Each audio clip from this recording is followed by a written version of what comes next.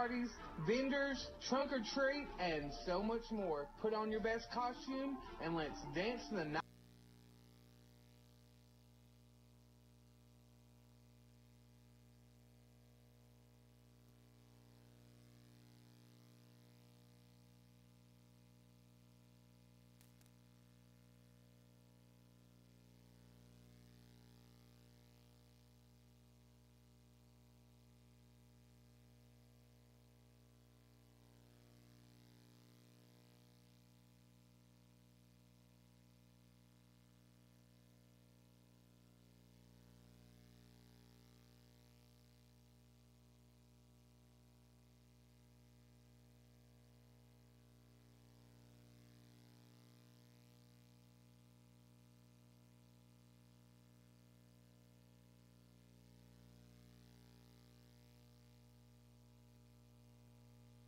To 38000 or dropping by one of the 11 locations for an application. We offer flexible schedules, tuition assistance.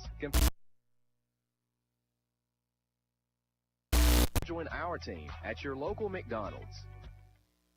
Are you looking for a new healthcare provider close to home? Chota Community Health Services is excited to announce 3 new primary care providers right here in Monroe County. Dr. William Davies and nurse practitioners Kara Collier and Era Ford are all accepting new patients in our Madisonville office. Please call 423-442-2622 to schedule an appointment today. The voice of the Wildcats, WMTY and WDEH Sweetwater. Here we are with another Ask Junior segment. Junior Morey, Supervisor of Officials, TSSAA, he joined us each week to talk about rule enforcement in high school football. There's differences between high school, college, NFL, and so something you see on Saturday, and you see it on Friday night and wonder, hey, that's not, it's different. And so there's some differences there.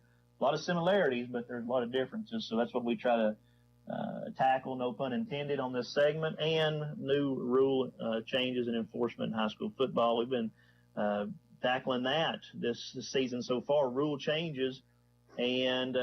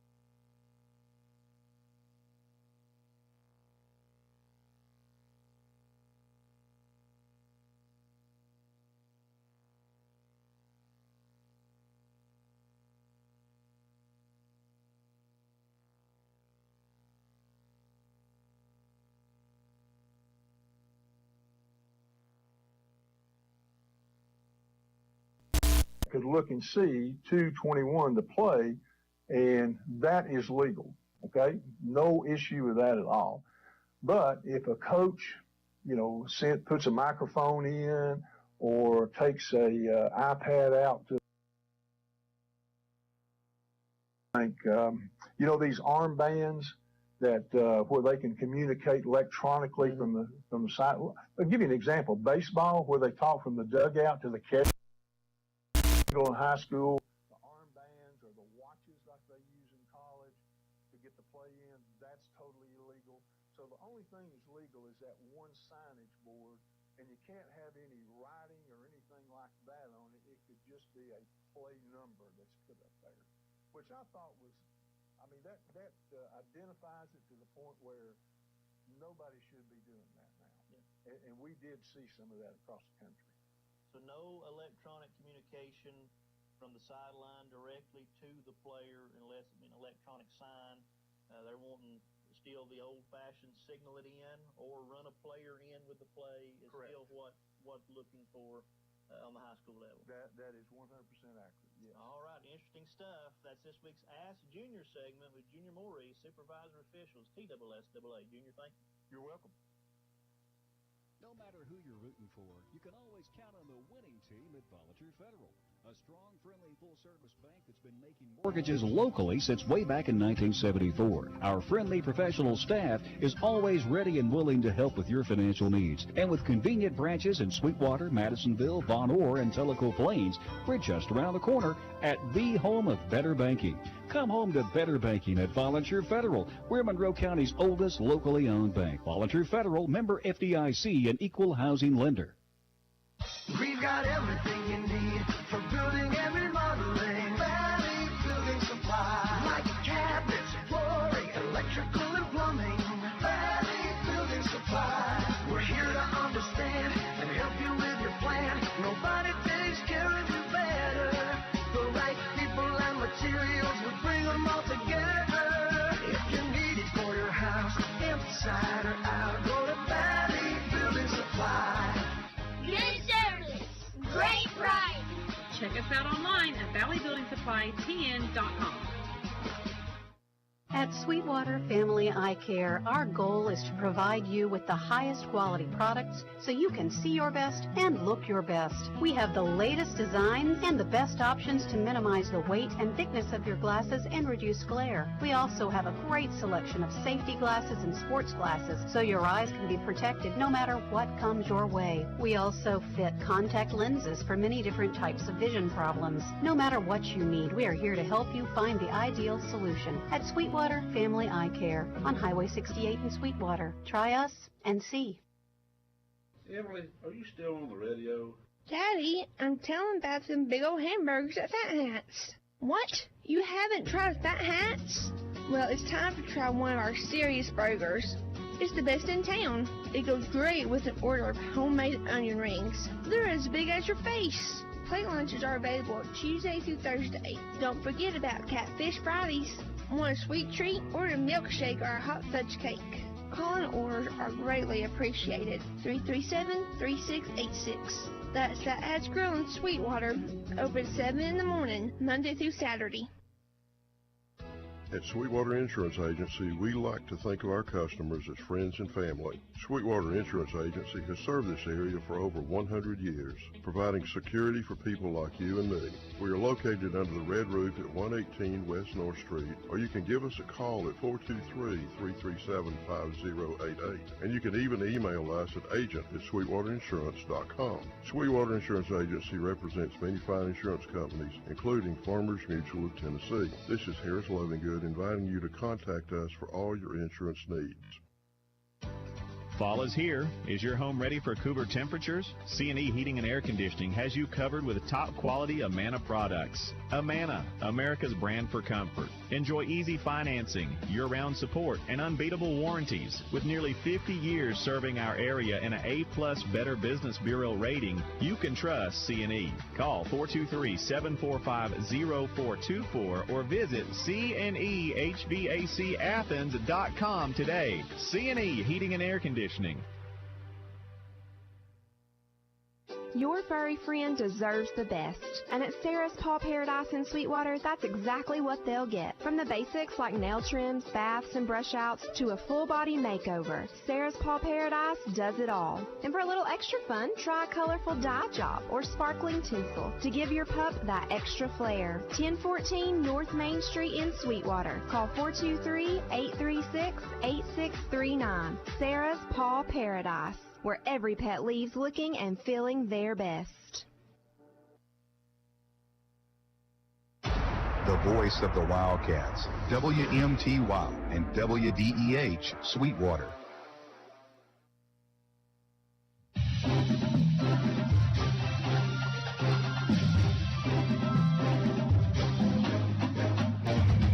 It's time for this week's View from the Sideline.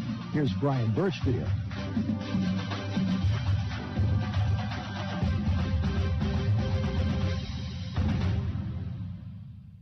It's time for this week's View from the Sideline, joined here by the head coach of the Wildcats, Tommy Bunch. And, Coach, coming off a big win at Kingston, I know that was exciting for you. Has that excitement carried over to this week of practice?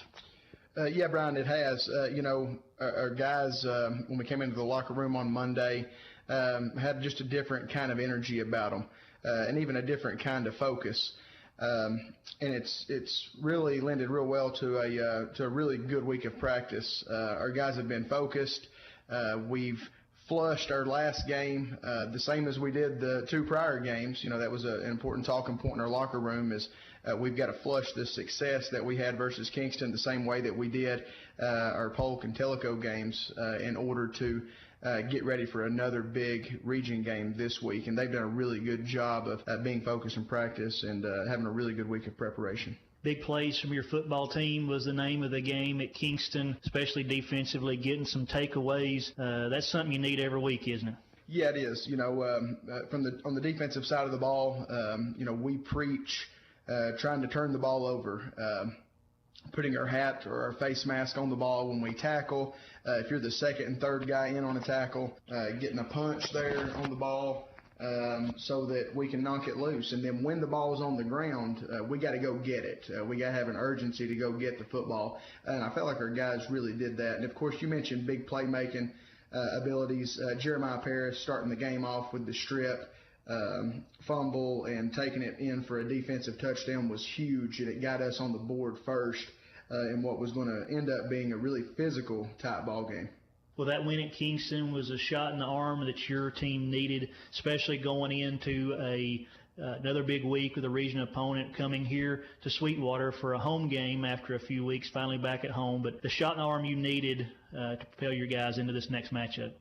Yeah, it is. When we looked at our schedule in the preseason, you look at this three-game stretch, which started with Kingston, then we get Meigs at home, and then you go on the road to Austin East, and that's your first three games in the region. Those are three really tough games.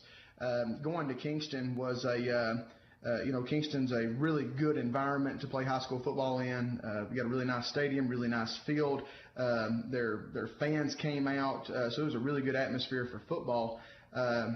And for our guys to go in and play well in that environment was really, really nice. But it is what we needed to get into this second region football game. We needed that momentum. We needed that energy. And it's always good to be setting 1-0 in the region because it means you still can control your own destiny, and that's what we're looking at this week. View from the Sideline, my weekly interview with the head coach of the Wildcats, Tommy Bunch. View from the Sideline brought to you by Valley Insurance. As we've already said, the Meigs County Tigers coming in here for another Region 2-3A matchup. This is a big one. Meigs County, a program that has had Sweetwater's number for the last 10 years. And how, as you're building this program, do you get that tide turned against Meigs County? Yeah, I think the way that we get our program turned around and we start beating teams, like Meigs County year in and year out, and other teams, other big time programs that we play. Is the physicality aspect of the game, the toughness aspect of the game. If you're gonna build a program that has success, sustained success over long periods of time, you've got to be disciplined. You've got to play physical, and your kids have to be tough. And I feel like we're making great progress here with that at Sweetwater High School. I've seen that from our team last week versus Kingston, really for the first time since I've been here. They played tough, gritty, physical. They weren't going to give up. And I felt like there were times where we won the line of scrimmage at Kingston versus a very talented, big offensive and defensive fronts. And so that's the way that we sustain success here, and that's the way that we can hopefully turn our luck versus teams like Meigs, who have had Sweetwater's number for the past few years. Meigs County has another good football team this season. As they come in here, they're playing well defensively. They're scoring some points, got some athletes on the offensive side of the football. How do you think you match up, and what are some important things for you that you see maybe some advantages for your football team in this matchup? Yeah, you said it. Meigs has a very talented football team. I'll start up front. Two seniors that have played a lot of snaps, number 62 and number 77 for them, have been big-time linemen for the past few years. And then, on the defensive side of the ball, number 5 is a really good player. Number 32 and 9 are really good linebackers. And then they're very athletic on the back end with number 2, number 1, and then number 7. And then you go to the offensive side of the ball, and they do have a lot of weapons, on that side. A lot of those same people. Number 2, number 1. Number 1's really fast. Quarterback number 7. They play a lot of different kids at running back, and so there's different running back styles that you're going to have to defend. But they're a talented team. When you look at how we match up with them, it's the first team we've played this year that I feel like size-wise we actually match up to on the offensive and defensive lines. They're very similar in size to what our offensive and defensive lines are. And so, we're excited to not have to go play against some monsters this week. But that doesn't mean they're not going to be physical and that they're not going to try and establish that line of scrimmage too. And so we're going to have our work cut out for us. But I believe in our guys up front on both sides of the ball, and I know they're up for the challenge because they've practiced in a way to where they're going to where they've been expected to go and win that battle. And then as far as the athleticism goes, I feel like we have a very athletic team on both sides of the ball. And so I do feel like we can match Meigs' athleticism. I like the way we've practiced. I like the way we've prepared. I like our game plan going into this week. Our kids are excited. We have a little edge about us right now. And so we're excited to have an opportunity to be 2-0 in the region, and we like our chances going into this game. View from the Sideline brought to you by Valley Insurance, here with Coach Bunch looking ahead to this matchup Friday against Meigs County.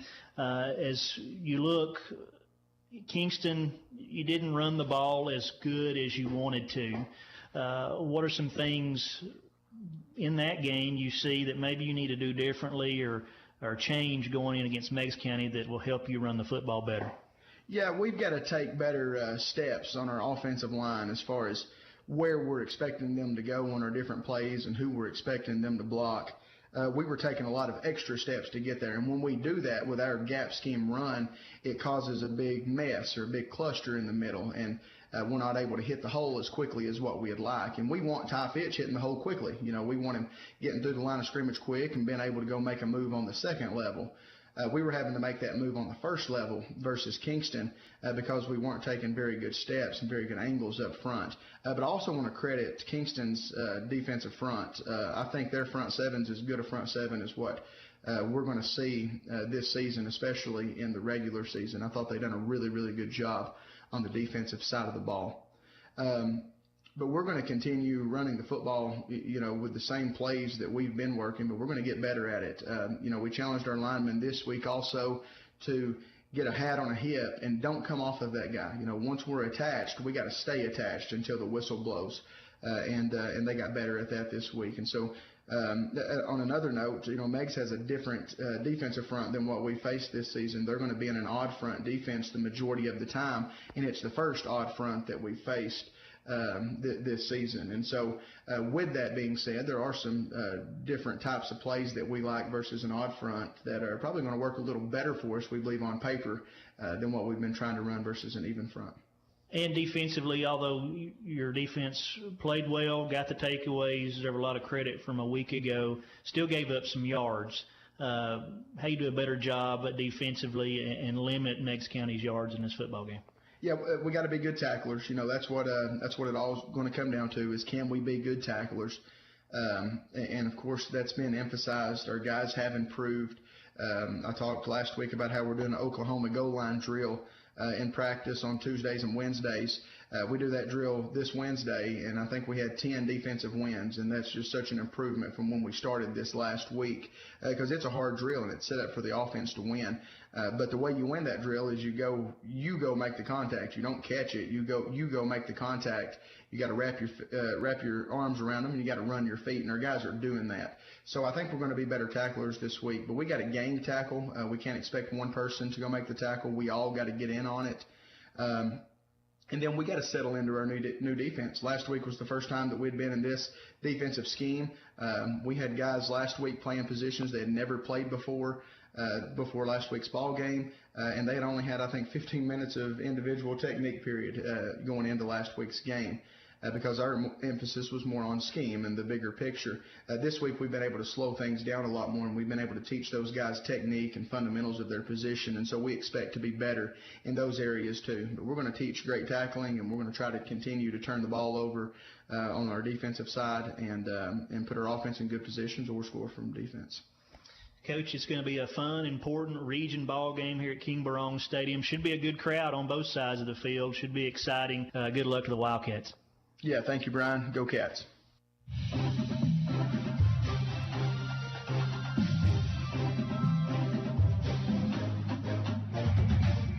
You've been listening to View from the Sideline.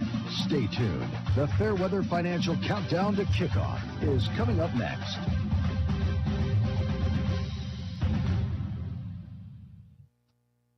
Shopping for insurance starts out simple enough, but you soon realize there are a lot of options. Lots and lots of options. You may begin to question whether it's even worth your time. But what if there was one place that took the stress out by doing the shopping for you? This isn't too good to be true. Get your free quote started today at valleyinsuranceservice.com. We are waiting to serve you, just like we have been for over 40 years. We shop, you save time and money. Valley Insurance. Live life protected. Count on Star Regional Medical Center when every minute matters. Emergencies strike day or night, so we're here when you need us most, providing emergency care close to home, including the higher levels of heart care found in an accredited chest pain center. 24 hours a day, 7 days a week. Star Regional Medical Center. From the routine to the unforeseen, count on us. Check our average ER wait time at starregional.com.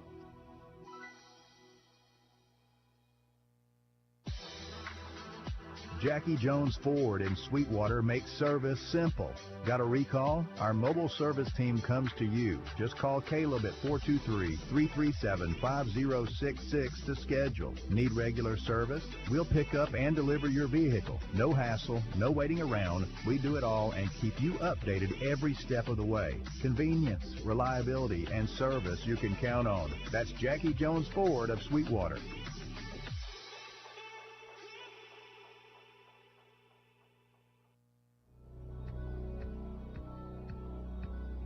Hey, Sweetwater, it's Dominic from Domino's, and it's time! It's football time in Tennessee! We're back once again and proud to be the sponsor of the player of the game of the mighty Wildcats. Let us be your tailgate special or after-game meal. And go Wildcats!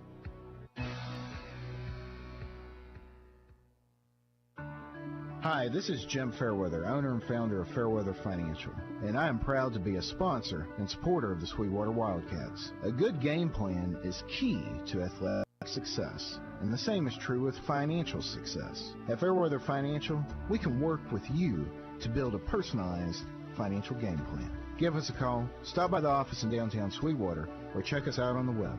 Go Wildcats!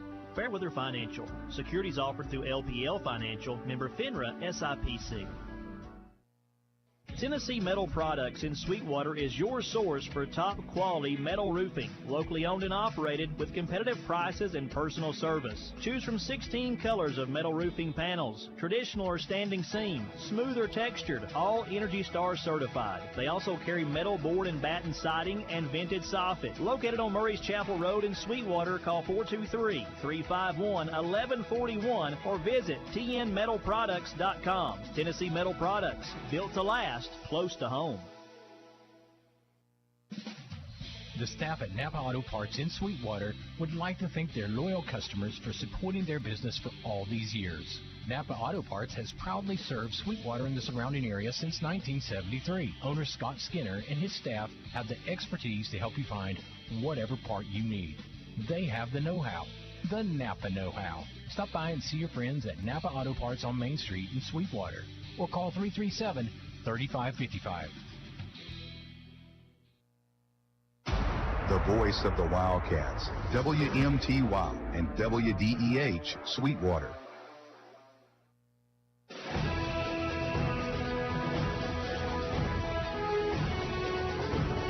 We welcome you to the Fairweather Financial Countdown to Kickoff. We now take you live to the field. Here are your hosts, Brian Birchfield and Artie Gross.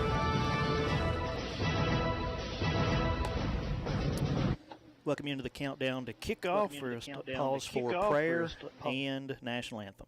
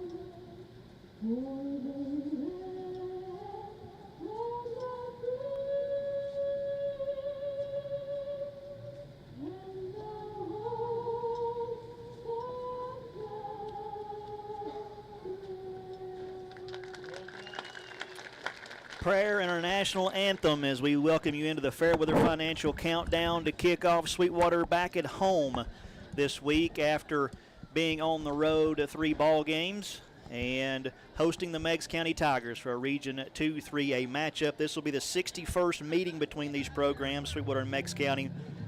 Sweetwater owns the series, 42 games to 18, but Meigs County's won the last 10. It's an incredible stat. When you see a series lopsided that way, you don't expect the team that has the lesser wins in the series to have a streak of 10, but that's where we're at right now. Meigs County won last season here on this field 35-3. Sweetwater's last win in the series came in 2014 at Meigs County. They won 28-14. Meigs County into the game tonight, 4-1 on the season. They started the season with a 6-0 win over Chattanooga Prep. They lost on the road at 5A East Hamilton 35-28. Beat York Institute 24-6. At McMinn Central won 29-8. Last week defeated Polk County at home 38-8.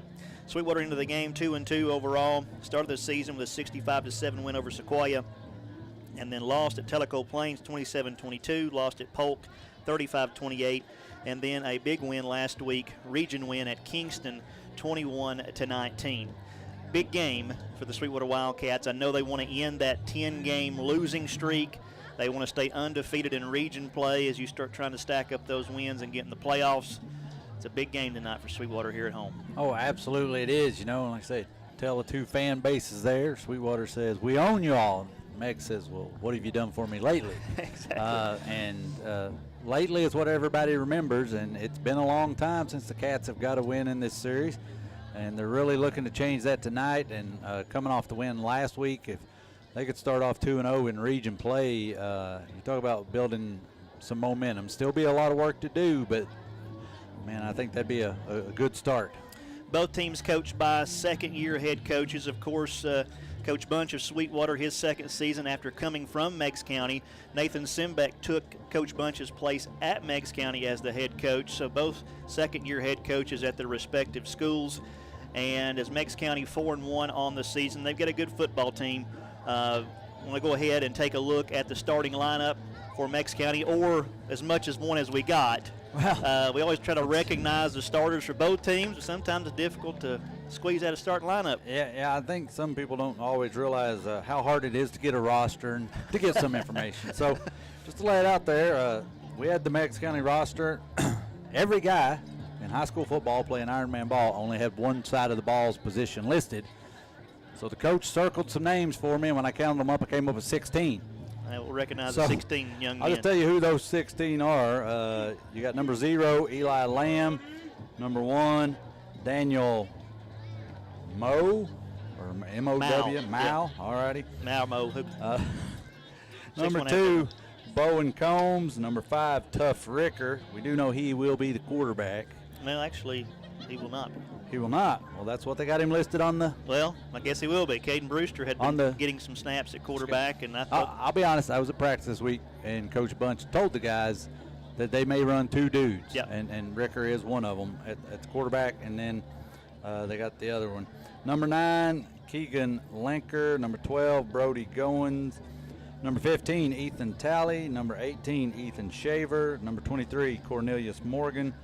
32, Mason Ward. 54, Walt Hickman. 58, Peyton Standridge. 62, Lucas Hughes. 70, Braxton Kincaid. 77, Gavin Withrow. And 81, Joshua Alonzo. Again, 16 starters. Some of them will play both ways. Didn't get real clarification on which sides those guys. Yeah, I don't know if it's just those 16 and some Ironmans, or if he forgot a couple guys. We want to recognize those guys. Just real quick, if they do start Tough Ricker, then that means Meigs County is going to want to pound on the Wildcats. He's a power quarterback that likes to run the football. So it could be another game of running the football and see who can establish it best tonight. That's what Coach Bunch was telling them out here at practice the other day. If number 5's at quarterback, he's running the football. Yeah. Get ready for that. Who Sweetwater got starting tonight? All right. On the defensive side of the ball, Sweetwater's got number 7, Landon Murphy at defensive end. Got Aiden Steffa, number 70, 51, Hayden Osborne, the seniors at defensive tackles. Got number 12, Gus Campbell, linebacker. Number 20, Will Watson. 31, Zach O'Daniel, in for Logan Whaley, out another week with that ankle. And number 14, Nolan Dacus. We noticed Nolan's playing some defense at Kingston. He's in the starting lineup tonight. And number 9, Jackson Powell. 3 defensive backs. Number 1, Bryson Bono. 2, Isaiah Stiles. Number 5, Jeremiah Paris. On the offensive side, your line, starting from the left side, left tackle, number 77, Corbin Nile. Guard on that side, number 64, Luke Dalton. Center, 51, Hayden Osborne. Right guard, number 62, the freshman Keldon Jolly, getting his second start in place of Whaley there. And the right tackle, number 55, Braden Myers. Tight ends, number 7, Landon Murphy. Wingback, number 12, Gus Campbell. Fullback, number 6, Ty Fitch. And the tailback, number 5, Jeremiah Paris. At wide receiver, number 1, Isaiah Stiles. And the quarterback is number 14, Nolan Dacus. That's your starting lineups for both Sweetwater and Meigs County. Again, Sweetwater 2-2 overall. Meigs County 4-1. Both teams 1-0 in region play. One team leaving tonight undefeated still in region play. One team will get their first region loss. Who will it be? Sweetwater is going, just real quick, some keys. Sweetwater is going to need to get some takeaways. Sweetwater likely use up every bit of that play clock and try to shorten the game if they can tonight, and not let Meigs County get some big plays. As Sweetwater, as far as defensively, not give up the big play.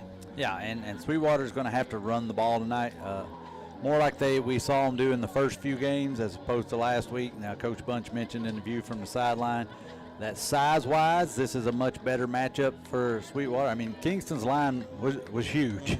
They're big dudes. And so if you're even, it's man on man, you got to outdo him. Yep. And so got to get back to running the football tonight. Fairweather Financial countdown to kickoff. We're about 5.5 minutes away from the kick. Sweetwater here at home against Meigs County. It's homecoming tonight here at Sweetwater High School, so have all those festivities as well.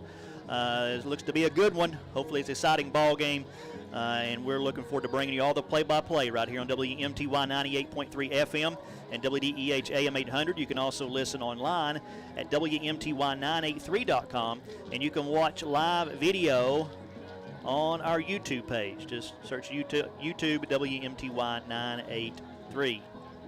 Sweetwater hosting Meigs County.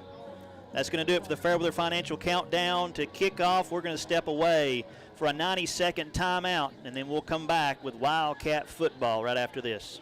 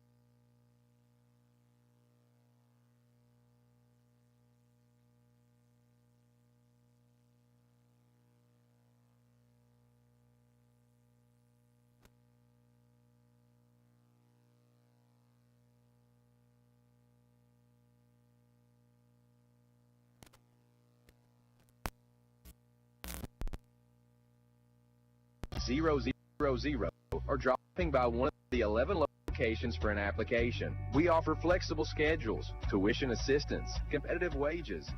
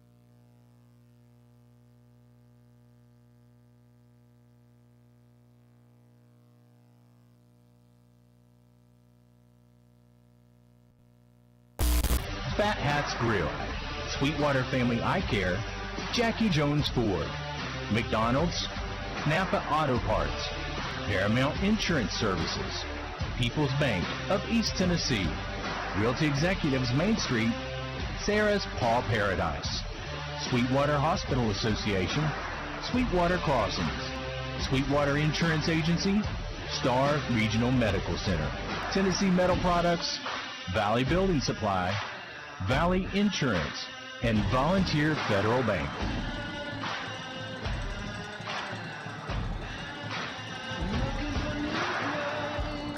Good evening. We welcome you live to Sweetwater High School. Tonight, the Sweetwater Wildcats hosting the Meigs County Tigers in a Region 2-3A matchup here on homecoming at Sweetwater High School.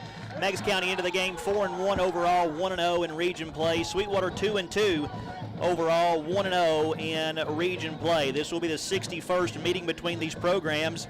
Sweetwater leads the overall series 42 games to 18, but Meigs County's won the last 10. Meigs County won last season here at Sweetwater 35-3. You have to go back to 2014 for Sweetwater's last win in the series. It was a 28-14 win then at Meigs County. Brian Birchfield along with Artie Gross and Brian Nile here in the press box. Got Jacob Keener back to station running master controls. Riley Hamill running our camera for us tonight for our live video stream. Glad you're with us. Sweetwater in their home blue jerseys, blue pants, white numerals trimmed in gold, blue helmet with a gold Power S on the side. Meigs County in their road, white jerseys, white pants, black numerals trimmed in orange, white helmet, black stripe down the center with Tigers and script on the side. Who won the toss? Meigs. Meigs won the toss, deferred, so Sweetwater will kick it away. Meigs won and will receive. What did I say? Meigs County won it, deferred to Sweetwater to kick it away. That's what I meant? I think so. They told Sweetwater, hey, guess what? You can kick the ball to us. How's that work? There's high end over end kick, and it's going to be taken at the 2-yard line, but drifting back to receive the kick. His momentum took him into the end zone. Bowen Combs.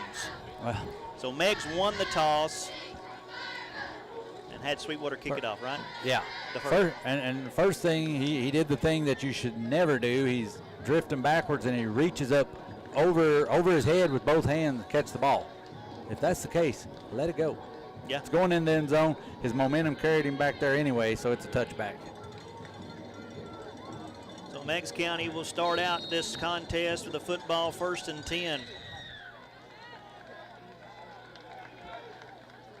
At their own 20-yard line. Start out in shotgun. Slot receiver comes in motion. Tough Ricker going to pull it down. Excuse me, that's not Tough Ricker. That's what I thought. It's Caden Brewster at quarterback. And he goes forward 3 yards to the 23-yard line. Not sure if a Wildcat got a hand on his foot or if the yard line tripped him up there, but he didn't go far.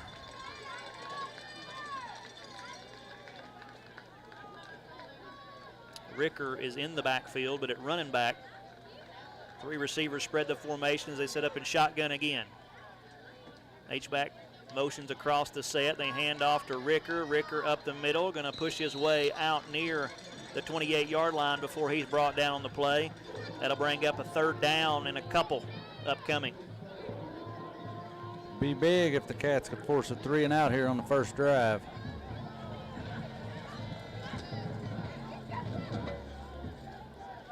Third down and 2 for Meigs County at their own 28-yard line, opening drive of the football game. Shotgun, Ricker in the backfield with Brewster. Slot receiver comes in motion. They give up the middle to Ricker. He's going to have the 1st down as he gets out to the 36-yard line. Pickup of 8 on 3rd and 2 and move the chains. There was a huge hole there for him to run up in. 1st and 10, Tigers at their own 36-yard line. Ball in the center of the field as they're driving left to right toward the scoreboard here at Sweetwater High School. Just underway. Same set. Brewster takes a snap, hands to the slot receiver coming in motion on the sweep, and Sweetwater defends that well, and Landon Murphy leading the charge and gets some help and dumps that play for a loss. Back to the 35-yard line. It was Daniel Moe on the carry. Coming up with some enthusiasm there, ready to lead the team.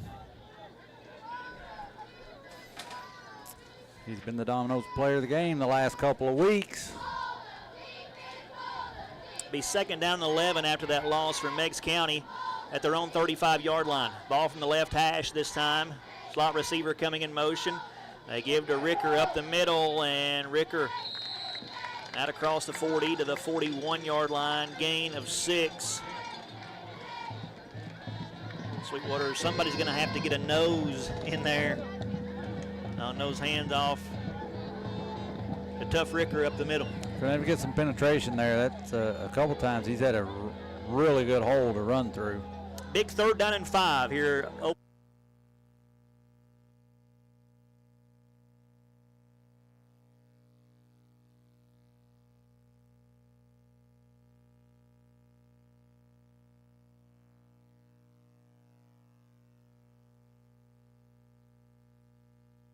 Be a first down Meigs County on a 3rd and 5.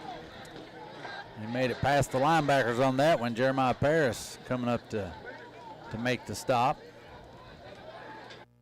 This is what Meigs wants to do. Just hammer the ball right at you.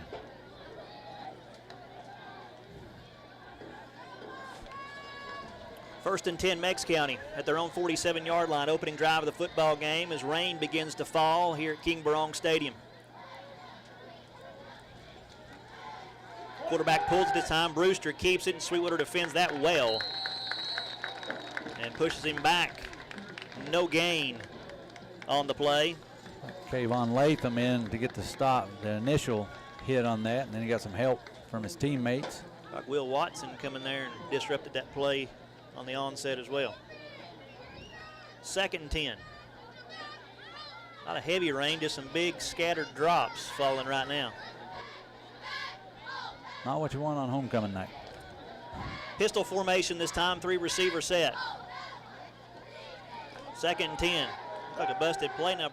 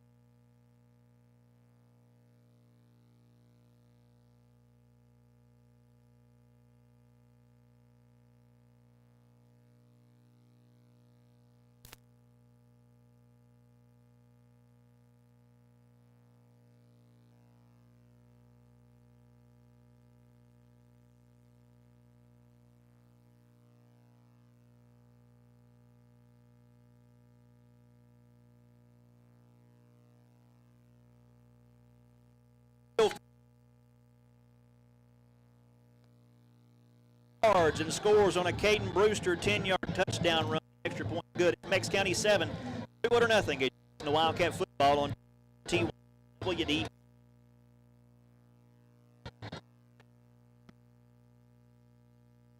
We're ready to take the season.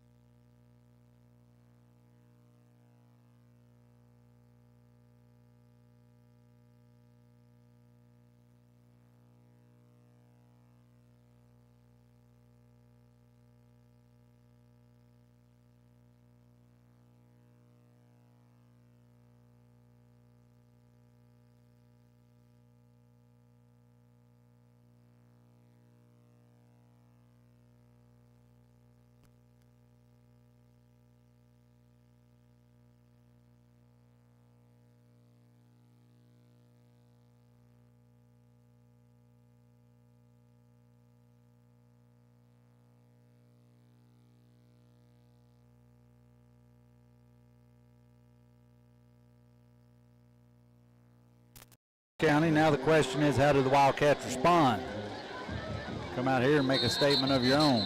And that rain is picking up. To say the least, it's pouring down now.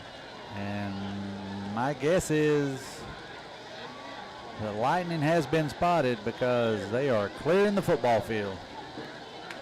They are doing so. With 5:50 to go in the first quarter.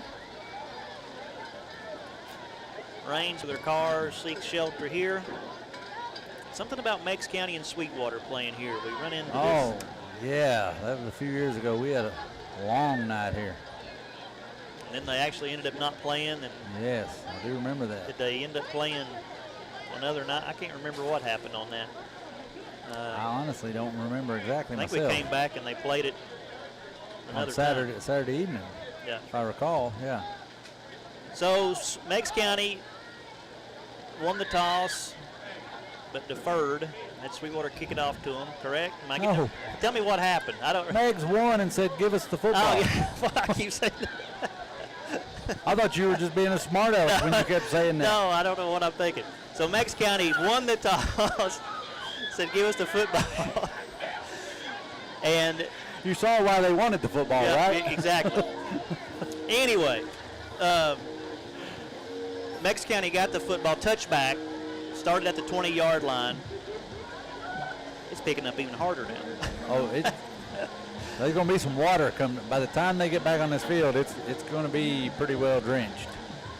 After Meigs County started out at their own 20-yard line, they proceeded to drive the football 80 yards in 11 plays and scored on a Caden Brewster 10-yard touchdown run. And then the extra point's good, and then just had the ensuing kickoff before Sweetwater ran an offensive play. We've cleared the field.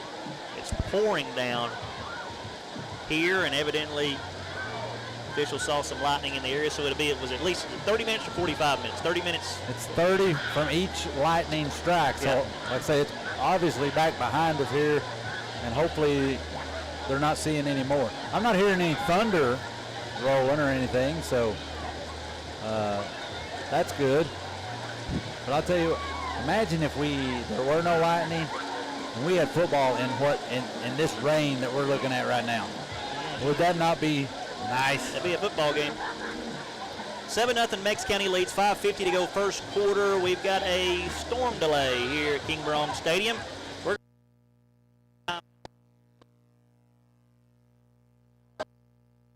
Life does you need back at Paramount Insurance in Sweetwater. We're here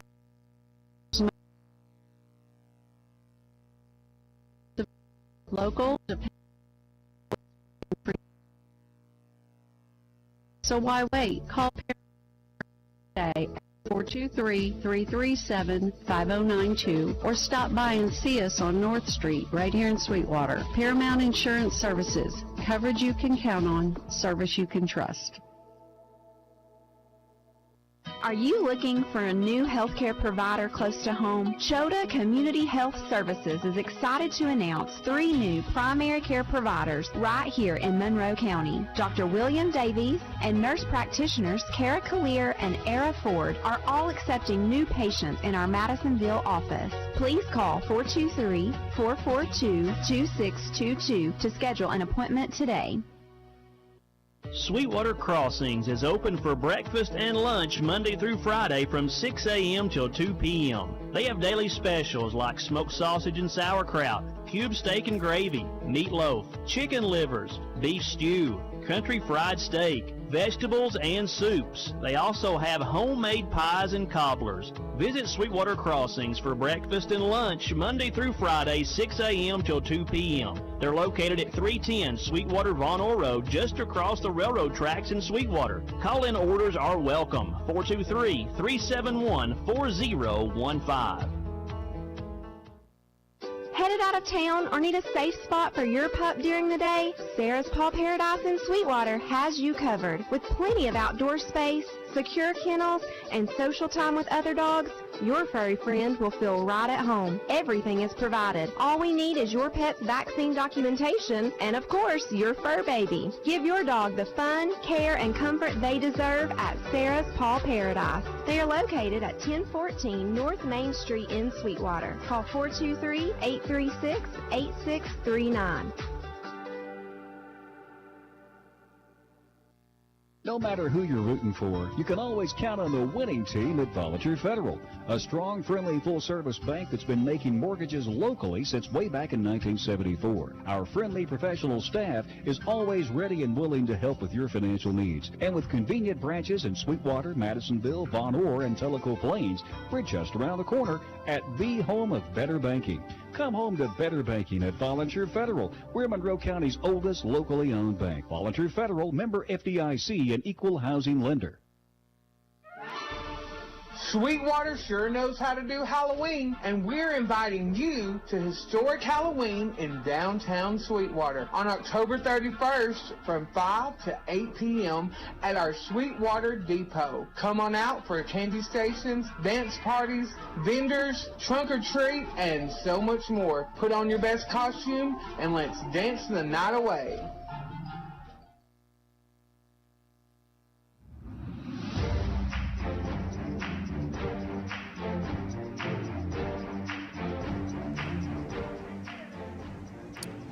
Back here at Sweetwater High School, 5:50 to go, first quarter.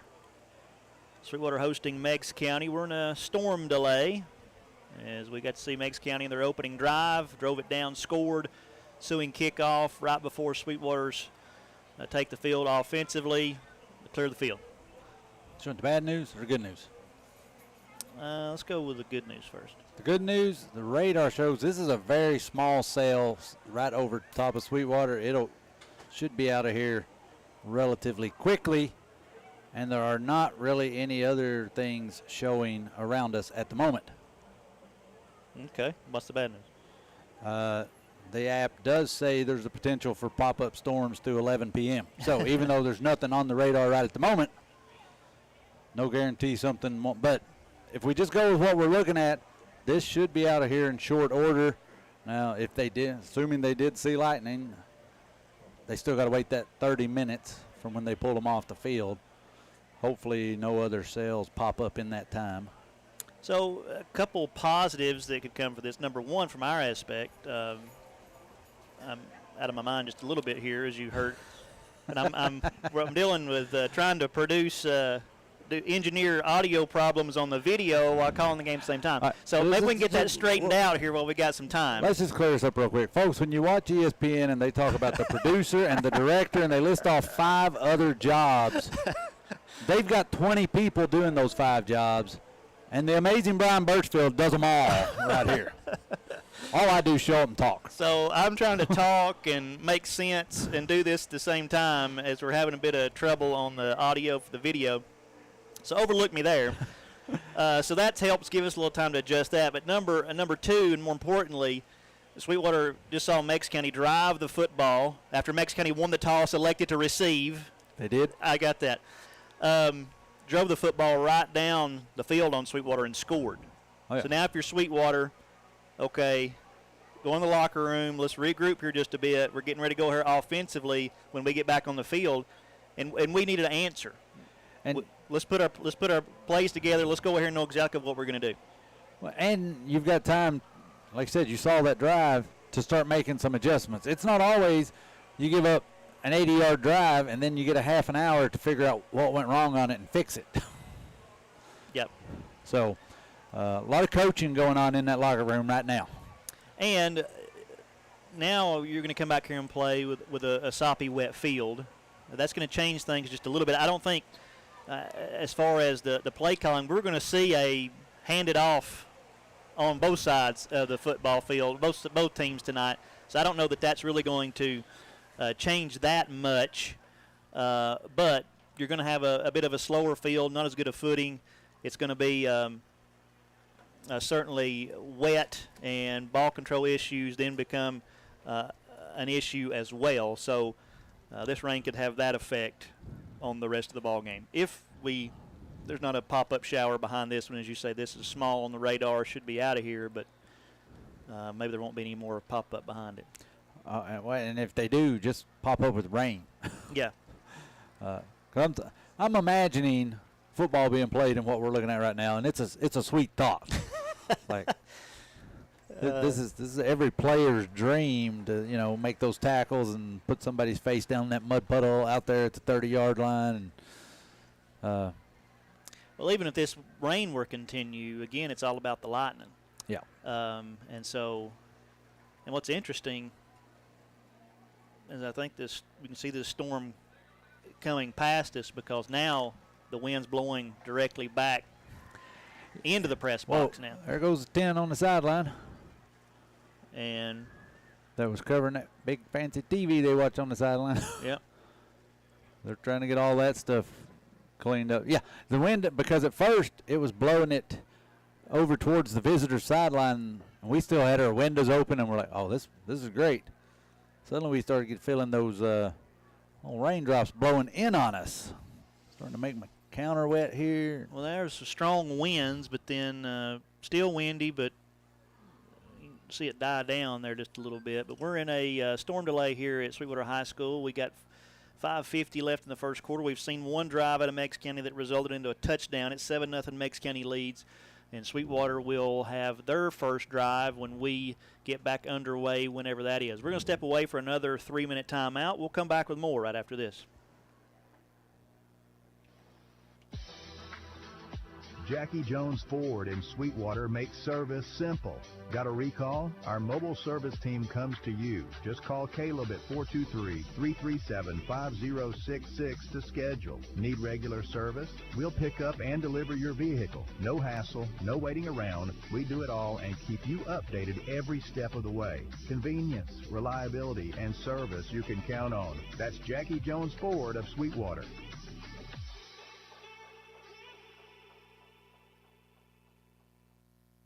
At Sweetwater Insurance Agency, we like to think of our customers as friends and family. Sweetwater Insurance Agency has served this area for over 100 years, providing security for people like you and me. We are located under the red roof at 118 West North Street, or you can give us a call at 423-337-5088. And you can even email us at agent@sweetwaterinsurance.com.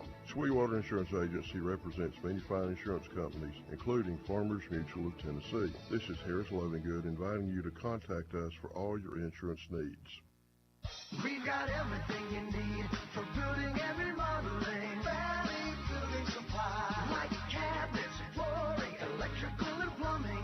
Valley Building Supply, we're here to understand and help you with your plan. Nobody takes care of you better.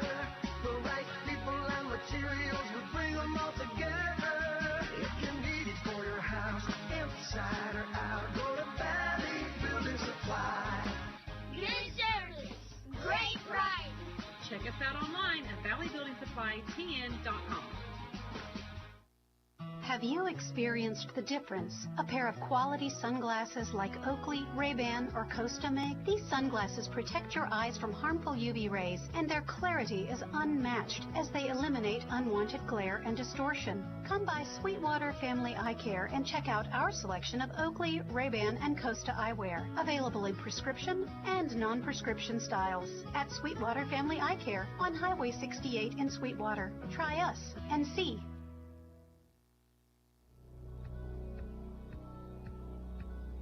Hey, Sweetwater, it's Dominic from Domino's, and it's time! It's football time in Tennessee! We're back once again and proud to be the sponsor of the player of the game of the mighty Wildcats. Let us be your tailgate special or after-game meal. And go Wildcats!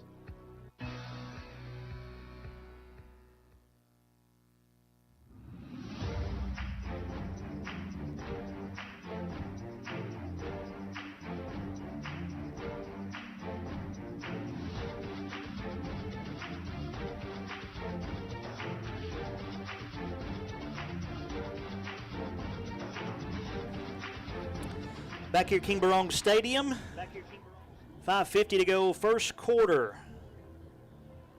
And we're in a storm delay here. Meigs County scored in their opening drive, leads 7-0. Sweetwater's just about to start their opening drive.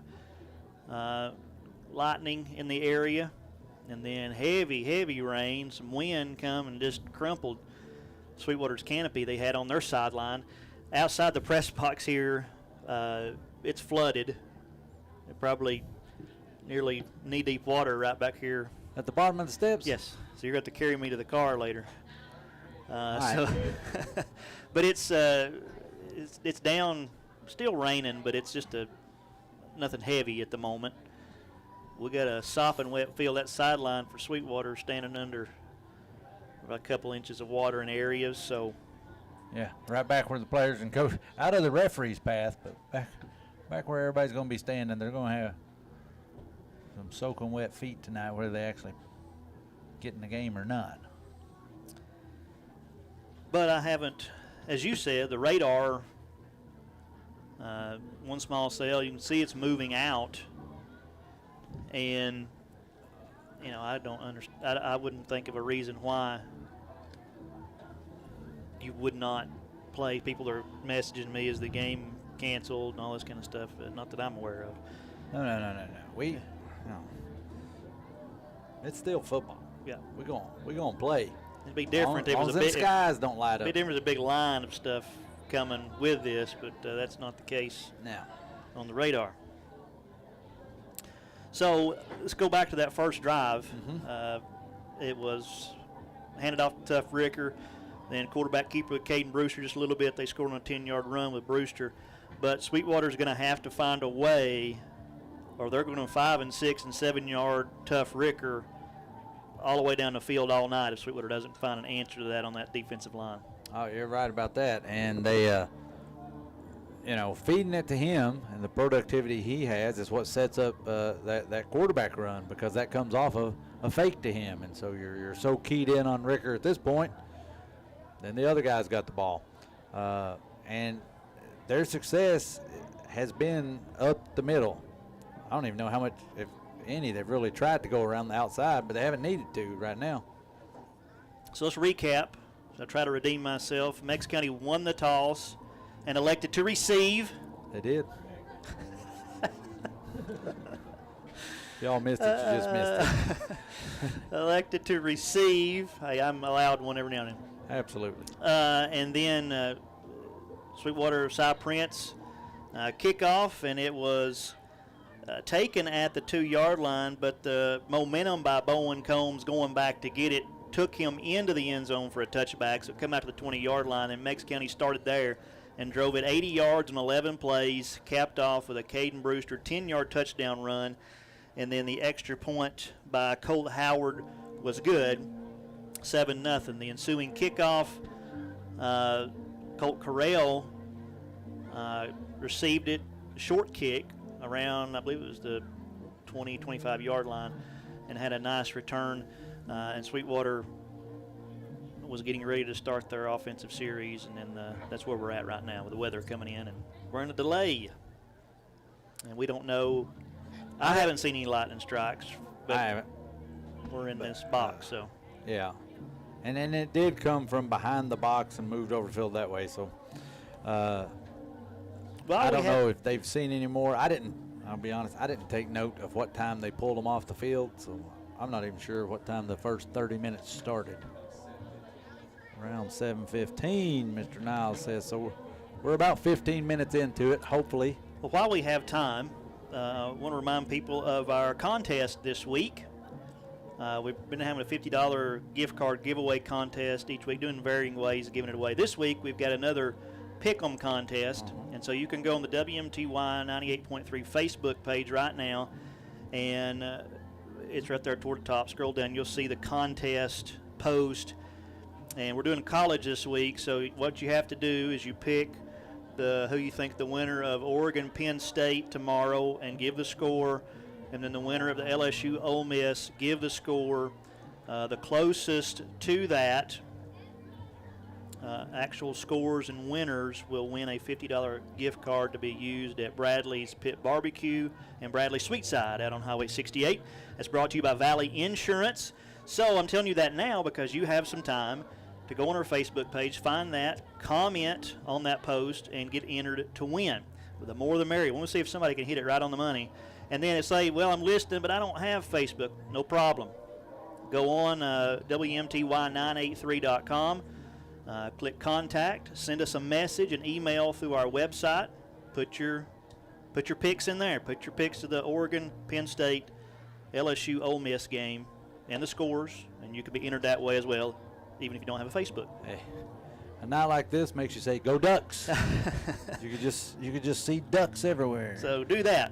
A couple things also. Last week at Kingston, our video guy, Riley Hamill, my nephew, it was his birthday that day. And I wished him a happy birthday a couple times that day, but didn't do it on the air, and it slipped my mind. So I want to wish Riley a happy birthday from last week. And then our man back here, Big Brian Nile. Was it yesterday? Wednesday. Brian Nile, our stat man. Happy birthday to you, sir. And along that, he brought us some good food tonight from Smoking Bones over here. Brian runs Smoking Bones, so good place to eat. And the evidence is right over here in the next room that it's a good place to eat. Yeah, the evidence was in that empty plate I had just a few minutes ago, and this little delay is making me thinking I might have to wander back over there. I figure at this point everybody's had a crack at it, so what's left is fair game. All right, so got a text. This is hot off the press. Delane Dacus, our friend, texted me and said, hey, don't forget to advertise the Wildcat cards. Every year people, where's the Wildcat cards? They want those discount cards, fundraiser for the quarterback club. They have some of those left, so find a quarterback club member, or I'm sure you can call the school and find out who you need to talk with about buying a Wildcat card and getting those discounts around town. I think they're $20, and the proceeds goes to Sweetwater Quarterback Club. There you go. Hey, well, I've already got mine. Get it every year. It's a great way to support the team, and you don't have to go out very much to get your money back off of it. So, yeah, do that. Everybody go find Delane. That's it. Next time I see Delane, I want to see a line of people saying, give me one of them cards. In a weather delay here at King Barong Stadium, Meigs County leading Sweetwater 7-0 with 5:50 to go in the first quarter. We're going to step away for another 3-minute timeout. We'll come back with more right after this.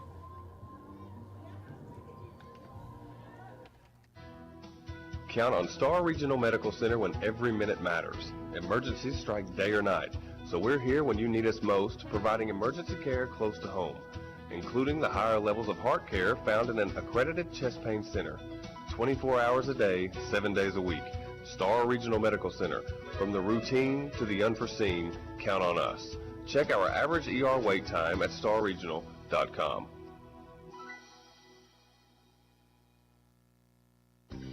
Hi, this is Jim Fairweather, owner and founder of Fairweather Financial.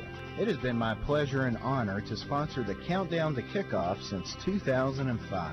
A good football team takes a good coach, just like financial planning. When you need us, we'll be here. Just Google Fairweather Financial or like our Facebook page. Go Wildcats! Securities offered through LPL Financial, member FINRA SIPC. Looking for somewhere good to eat? Go to Fat Hat's Grill on Sweetwater Barnwell Road. Try one of their serious burgers. It's the best in town, and a side of onion rings. They're deep fried and made fresh. Plate lunches are available Tuesday through Thursday. And don't forget about Catfish Friday. Want a sweet treat? Order a shake or a hot fudge cake. That's Fat Hat's Grill in Sweetwater. Open Monday through Saturday, 7 a.m. to 9 p.m. Call-in orders are very appreciated. 423-337-3686. Thank you. Emily, get off the radio. Fall is here. Is your home ready for cooler temperatures? C&E Heating and Air Conditioning has you covered with top quality Amana products. Amana, America's brand for comfort. Enjoy easy financing, year-round support, and unbeatable warranties. With nearly 50 years serving our area in an A-plus Better Business Bureau rating, you can trust C&E. Call 423-745-0424 or visit cnehvacathens.com today. C&E Heating and Air Conditioning. I'm Scott Wilson, principal broker and owner of Realty Executives Main Street in Sweetwater. We are the true area experts in real estate. Our knowledgeable team will assist you in selling or buying your next property. We provide hard work and attention to detail to make sure we deliver the results you're looking for. Contact Realty Executives Main Street today. We're located at 307 North Main Street, Sweetwater, or call 423-836-9494.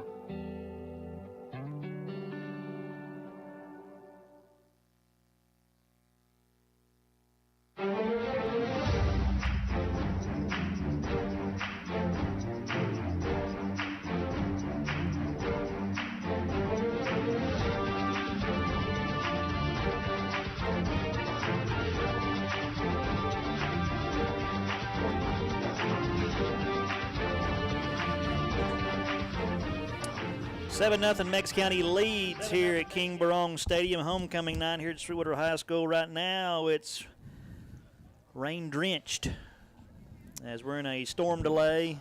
Heavy rains came through, a little lightning, and pulled the teams off the field. I heard over here, I don't know, I'm trying to verify if it's accurate, 7:47. Be another 10 minutes. I saw lightning right there in front of us. No, you didn't. Again, I don't have a clue what you're talking about. That storm going away. So 7:47 is what I heard. Now that you're still going to have to get your teams out here and let them warm back up again. But this game's delayed, not canceled, and so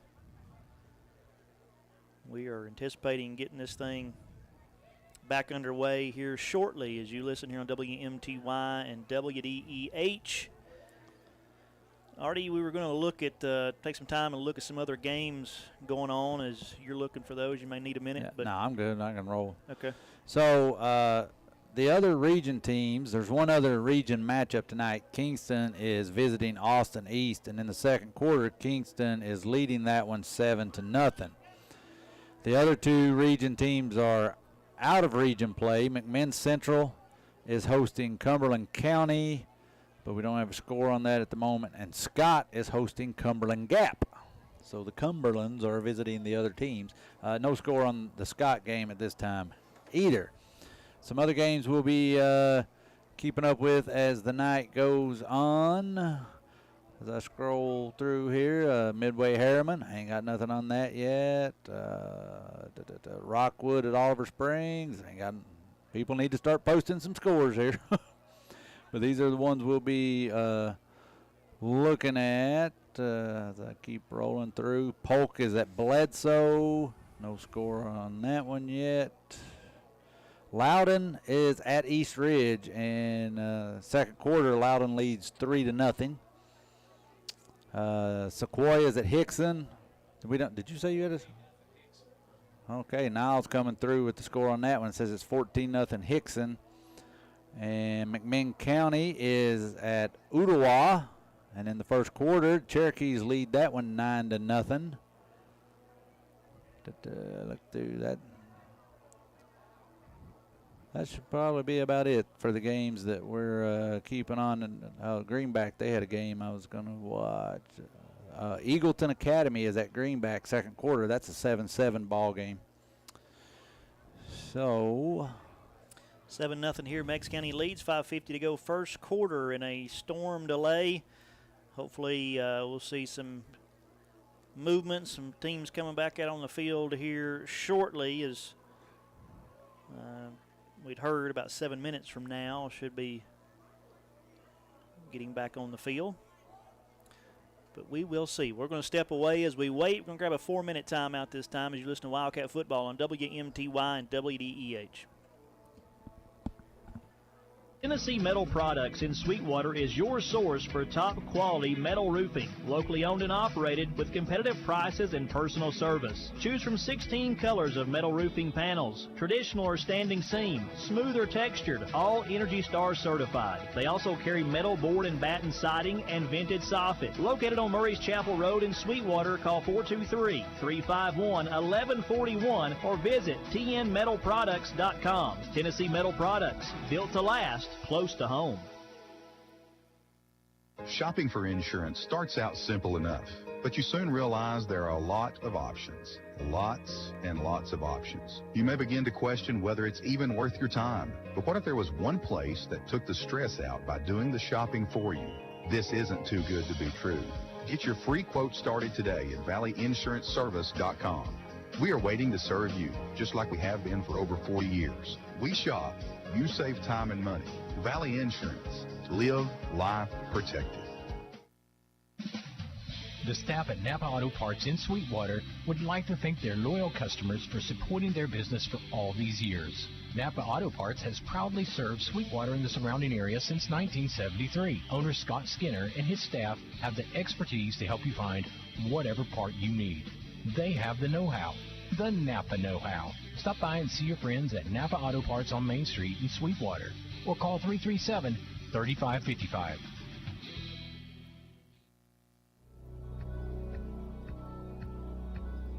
Hey, Sweetwater, it's Dominic from Domino's, and it's time!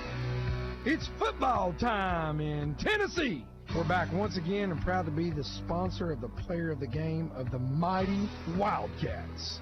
Let us be your tailgate special or after-game meal. And go Wildcats!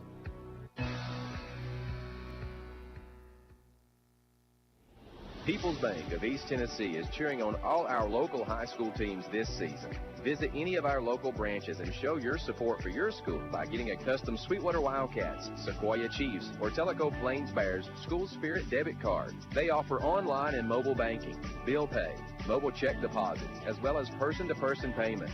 People you know, people you trust. People's Bank. Locally owned and serving the community since 1997. Member FDIC, equal housing lender. What makes Sweetwater Hospital Association a place you would choose for your family? Their doctors provide specialized, high-quality care that is second to none in the area. The nurses are everyday heroes meeting the needs of their patients. Their staff is made up of local friends and neighbors who go the extra mile to ensure you have the best care. Experience the difference at Sweetwater Hospital Association, 304 Wright Street in Sweetwater, or online at sweetwaterhospital.org. Your health is our mission. Fall is almost here, and at Ag Central Co-op, we're ready to help you make the most of the season. Whether you're planting food plots, reseeding pasture, or sowing your lawn, we've got the seeds and fertilizers to keep things growing strong. And when it's time to clear brush or cut trails, DR Power Equipment is built to handle the toughest jobs. Check out our unbeatable prices. Stop by Ag Central, where hardware, farm, and field come together this fall. That's Ag Central Co-op, New Highway 68, Sweetwater.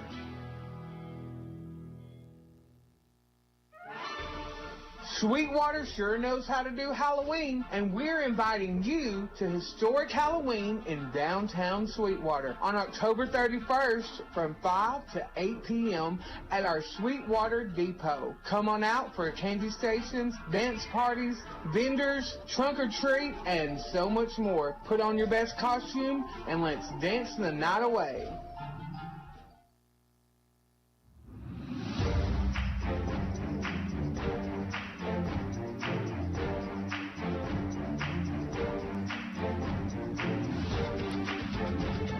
Welcome back to King Barong Stadium here on a wet and soggy Friday night.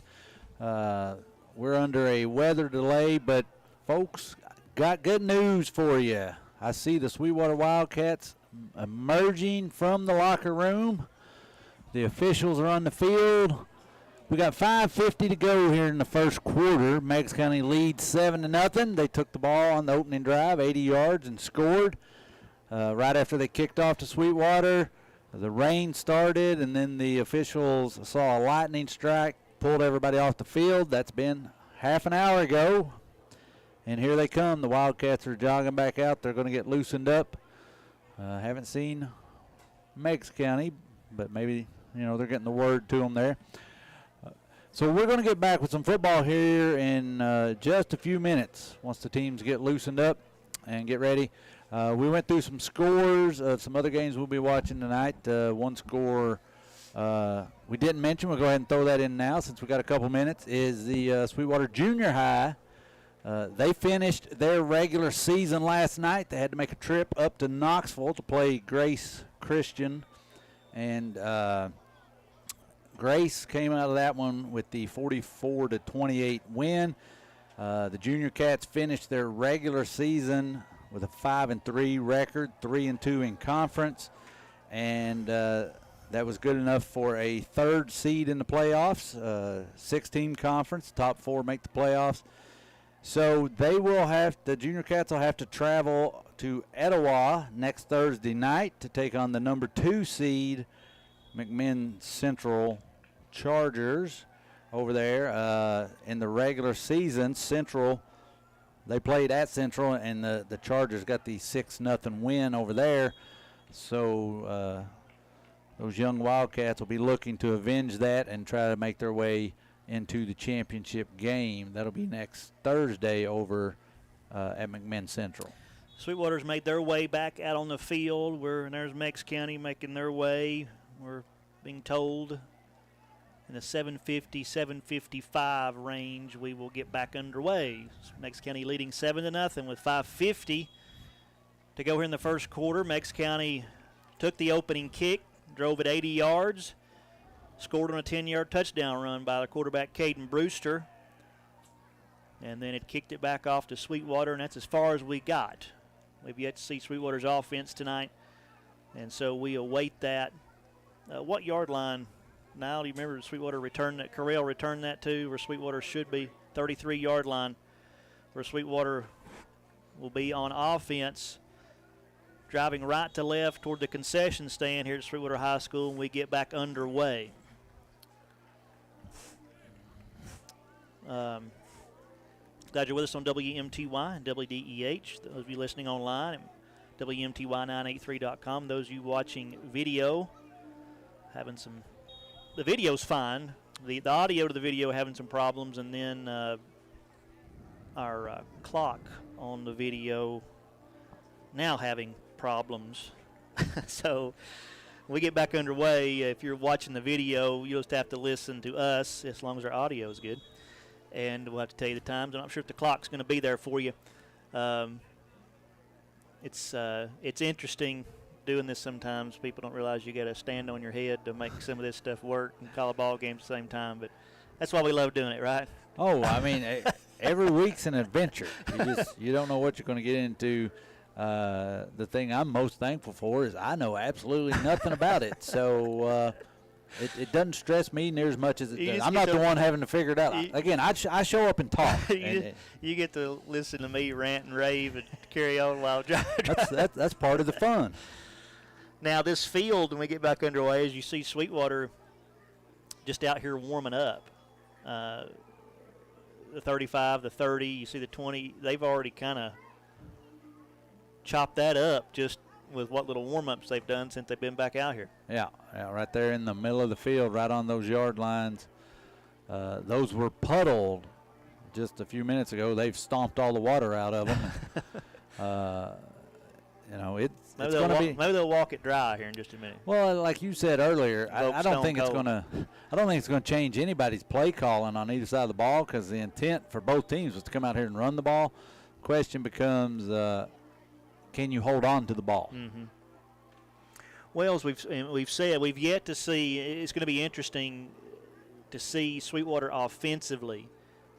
Can they move the football? Can they be consistent running the football? They weren't a week ago. Luckily, they got some turnovers and field position that set their offense up, and then got a defensive score as well.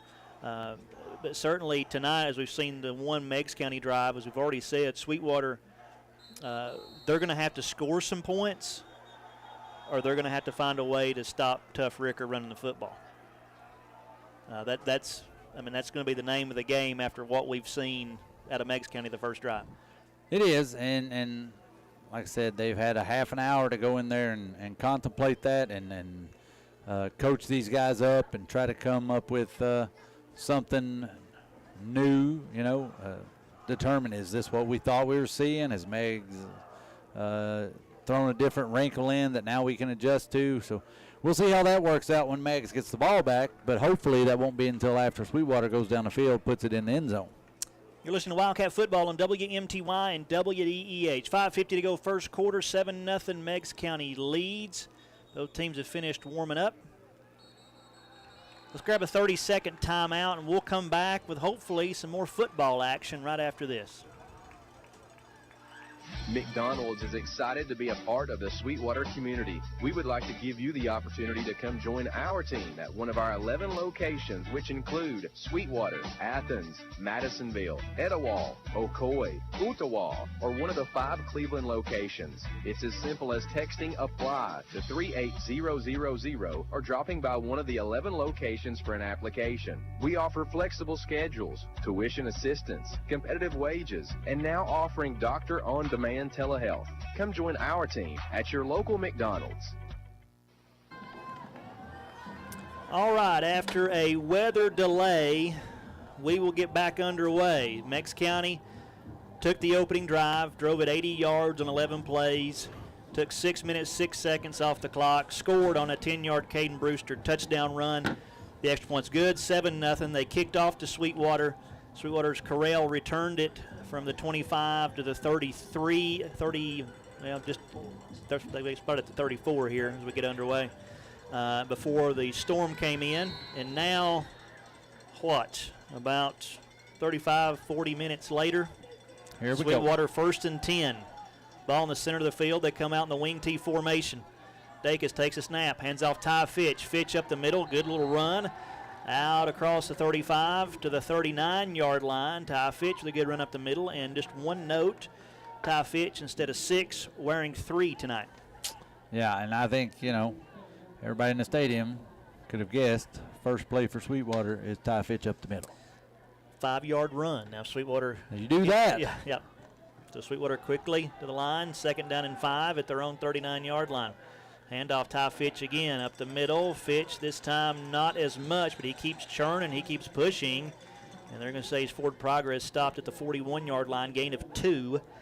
That'll bring up 3rd down and 3 for the Wildcats, their own 41-yard line, driving right to left. Trailing 7-0 here in the first quarter, here at home hosting Meigs County.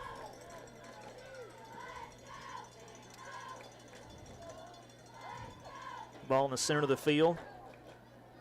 3rd down, 3.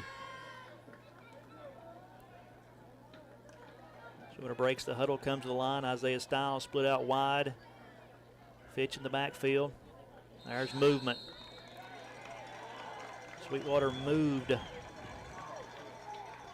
Right guard. Moved, 5-yard penalty on the false start. Oh. One thing I noticed stopping by practice this week that I hadn't seen much of before is Sweetwater's working on that cadence of going on 2. Yeah. And it looked like I think that's what they had in mind there, but somebody didn't get to 2. Be 3rd down and 8. Handoff Ty Fitch. And he's not getting much as Fitch to the 36-yard line. Gain of 2. That penalty took them back to the 34. Gain of 2 to the 36. It'll be 4th down. So, penalties are drive killers. Caden Brewster scored the touchdown, drifting back to receive this punt from Cy Prince.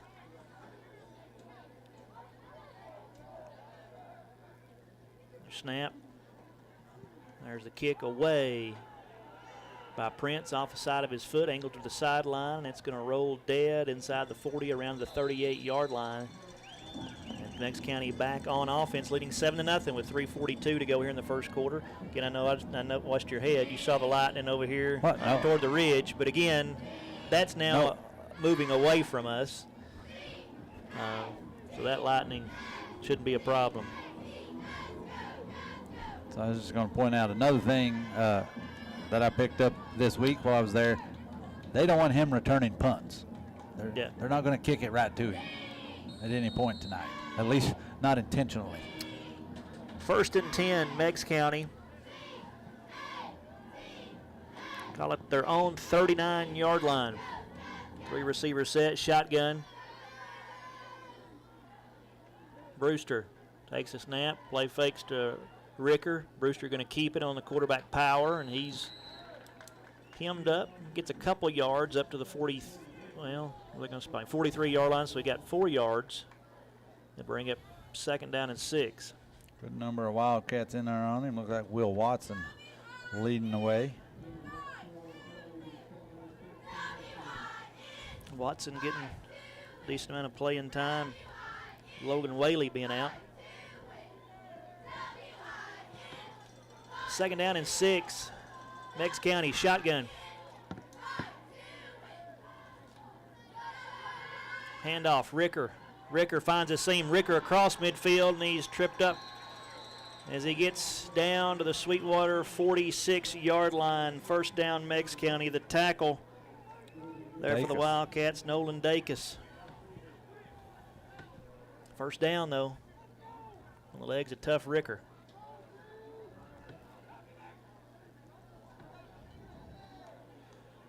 Yeah, the 1st down play looked pretty good. They stuffed them, but on 2nd down, come back out and look like that first drive.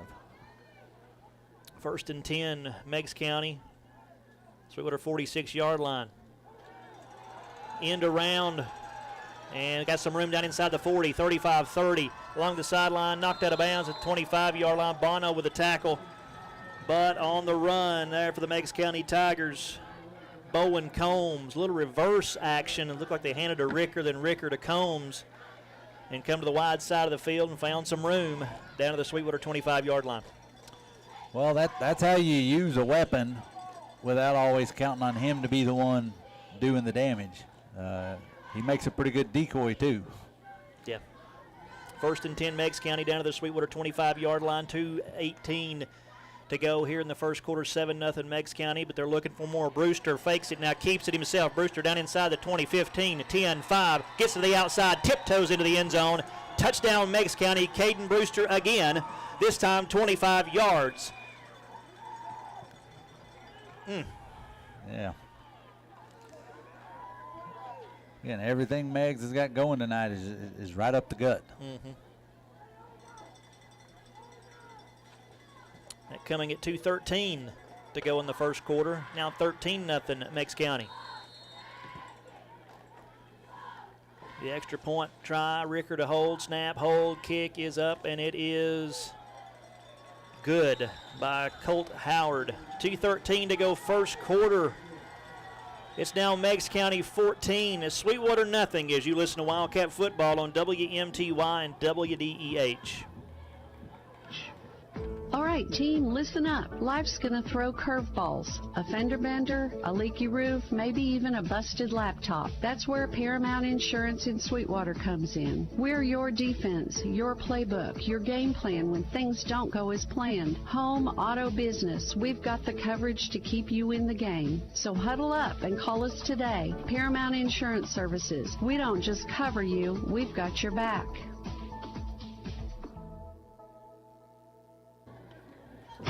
The voice of the Wildcats, WMTY and WDEH, Sweetwater. 4-play, 61-yard drive from Meigs County that took 1 minute 19 seconds off the clock. 25-yard touchdown run by Caden Brewster, his second of the night. And with 2:13 to go in the first quarter, it's Meigs County 14, Sweetwater nothing. Brody Goins to kick it away for the Tigers. There is straight-toed kick and whistle, flag. Going to be offsides on Meigs County. I think somebody got ahead of the football before it was kicked off. A 5-yard penalty and re-kick. Yep, can't get ahead of the kicker. Well, we got the official mic'd up again tonight. I don't believe he tried it out that time. Probably not used to being able to do that. I mean, where else do you get that opportunity in East Tennessee high school football? It's an asset to have it, for us anyway. So 5-yard penalty, Meigs County will kick off from the 35.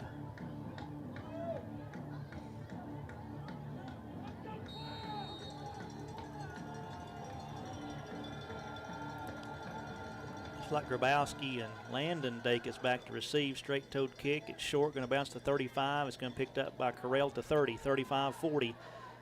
And he's out near the 43-yard line before he's tackled, where Sweetwater will go on offense. Sweetwater's able to run the football a little bit their first drive, but that penalty kind of killed the momentum. They end up having to punt. We'll see what they can do here, down 14-0. Well, you know, like I said then, penalties are drive killers, and even a little, you're like, it's a little 5-yarder. But at the wrong time, it can be crippling.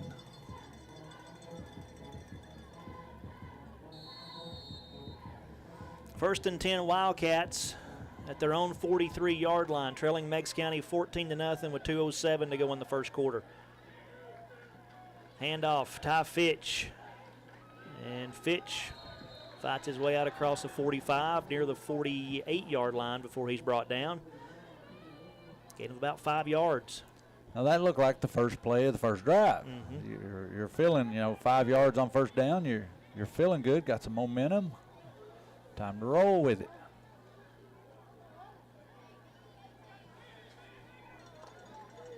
Second and 5, Sweetwater, their own 48-yard line. Two-back set, handoff Jeremiah Paris this time. Paris tries to bounce to the outside, find the corner. He's hemmed up, and he's able, as he gets pushed over toward the sideline, he dives ahead and end up gaining about 3 yards out of that, make it a 3rd down and 2 as he gets across midfield down to the Meigs County 49-yard line. Yeah, he got more out of that than it certainly looked like he was going to at the beginning.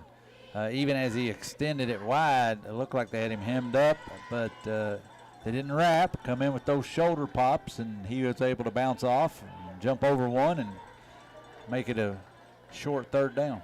Under a minute to go here in the first quarter, wing T formation. Handoff, Fitch. And Fitch gets down near the 47-yard line, very close depending on the spot. They're going to give him forward progress to the 46-yard line. That'll be a Sweetwater 1st down. All right, that's what Sweetwater needed. You couldn't come out here and go 3 and out again.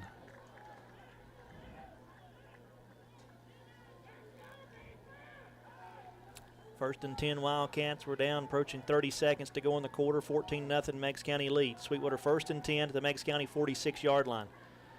Handoff, Fitch. Fitch hit at the line of scrimmage and moved on back.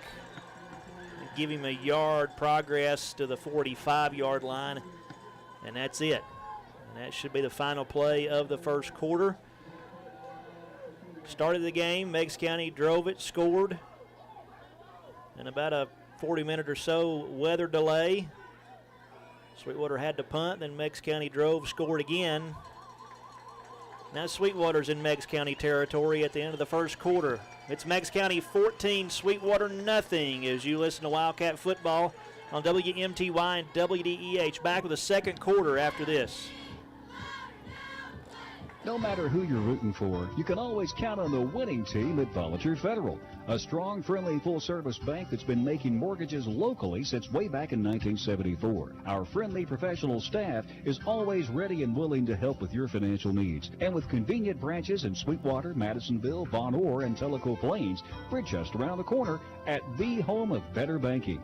Come home to better banking at Volunteer Federal. We're Monroe County's oldest locally owned bank. Volunteer Federal, member FDIC, and equal housing lender.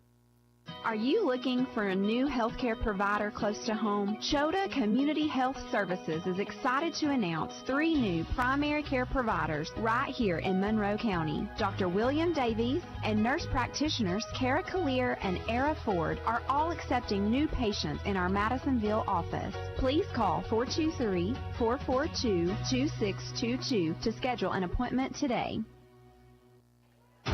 The voice of the Wildcats, WMTY and WDEH Sweetwater. Start of the second quarter, Sweetwater 2nd and 9 at the Meigs County 45-yard line. Another inside handoff, and that's going to pick up 2 yards down to the 43-yard line. Was that Fitch again on the carry? Yes, sir. And so the 2-yard gain, that's going to bring up 3rd down and 7 for the Wildcats at the Meigs County 43. So this is obviously you're going to be in 2-down territory here. You got 2 plays. There's a quick snap, handoff Fitch again. There's a nice run here as Fitch down to the 40-yard line. Might have got inside the 40 to the 39. He did before he's brought down. And scores short of the first down. The 4th down. So you got about half of what you needed there. About 3 yards. 4th and 3 for Sweetwater at the Meigs County 39-yard line. Just underway here in the second quarter. 14-0 Meigs County leads. So the question here is, do you throw the ball? Dacus under center, wing T formation. There's a snap. Dacus hands off to Fitch. They run the football, and Fitch is going to have the first down.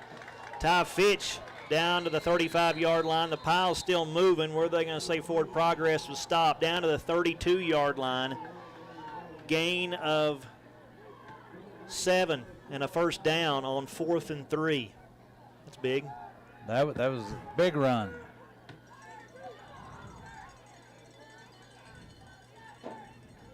So a fresh set of downs. 1st and 10 at the Meigs County 32-yard line. Wing T formation. Wing back comes in motion. They give to Fitch. Fitch up the middle, makes a man miss. Fitch fights his way down near the 25-yard line. Another gain of about 7 on the carry from Ty Fitch.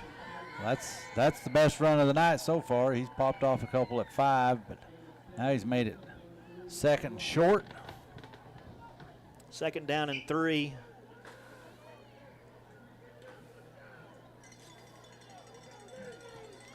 For Sweetwater at the Meigs County 25-yard line.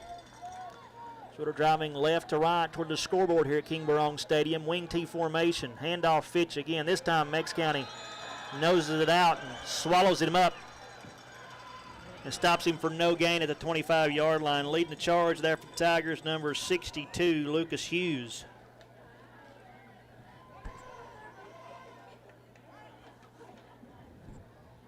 So now you're back 3rd and short.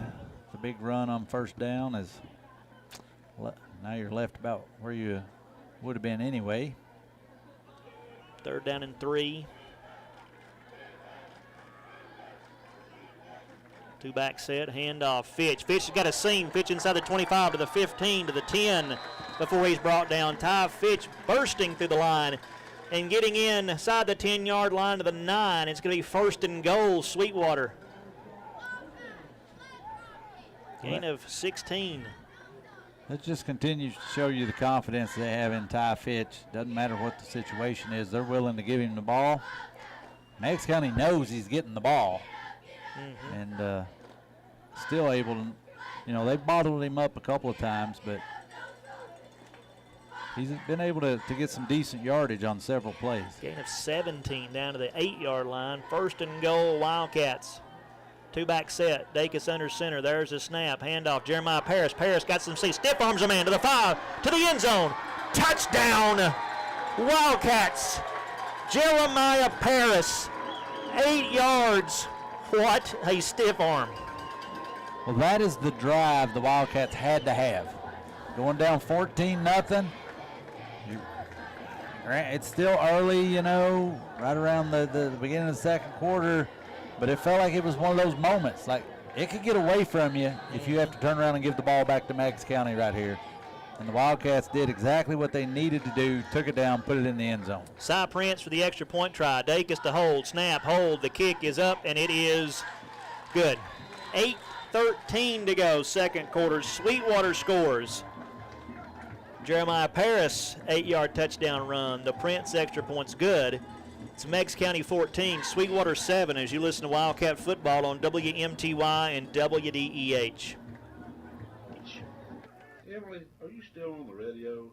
Daddy, I'm telling about some big old hamburgers at Fat Hats. What? You haven't tried Fat Hats? Well, it's time to try one of our serious burgers.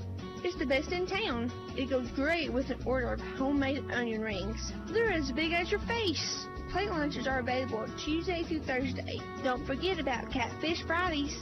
Want a sweet treat? Order a milkshake or a hot fudge cake. Call and orders are greatly appreciated. 337-3686. That's Fat Hats Grill in Sweetwater. Open at 7 in the morning, Monday through Saturday.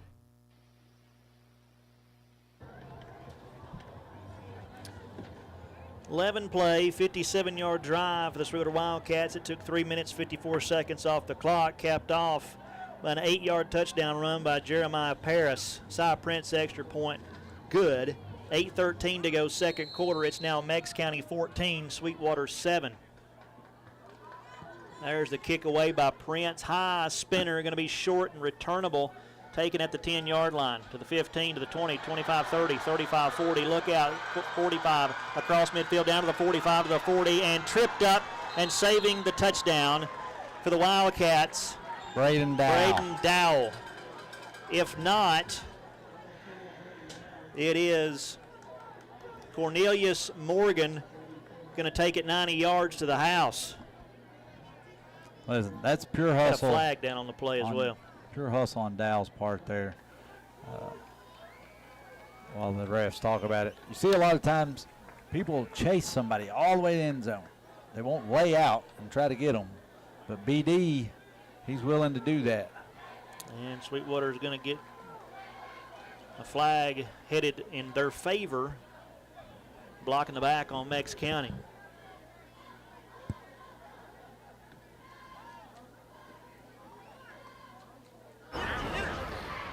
During the return, illegal block in the back, number 12 of the return team.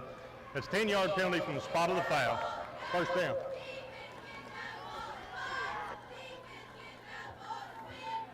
So, Dowell saving the touchdown, and then Sweetwater getting Meigs County bailing them out with that block in the back. That flag was way on the other side of the field. And so instead of having it in Sweetwater territory, it'll back Meigs County back to their own 36-yard line to start this drive. Shotgun. Brewster hands off to Ricker. Ricker bounces off a Sweetwater defender out across the 45, across midfield, down to the 45 to the 40, and pushed out of the bounds by Landon Murphy down around the Sweetwater 35-yard line.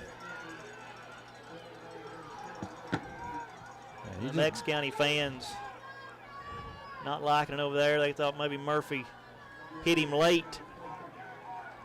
It's on the other side of the field. We couldn't see if he was already out when he got hit or not.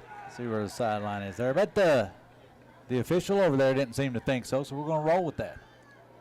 But a big run, another big run by Tough Ricker. And so Meigs County has it 1st and 10 at the Sweetwater 37-yard line. Sweetwater defense going to have to find a way to stop the Meigs County running attack. Play fake. Brewster going to keep it. Brewster, spin move. Brewster down to the 30. Brewster to the outside, 25-20. Brewster, one man to beat to the 10, and he gets knocked out of bounds. Jeremiah Paris saving the touchdown on that end, but it'll be 1st and goal, Meigs County at the 10-yard line.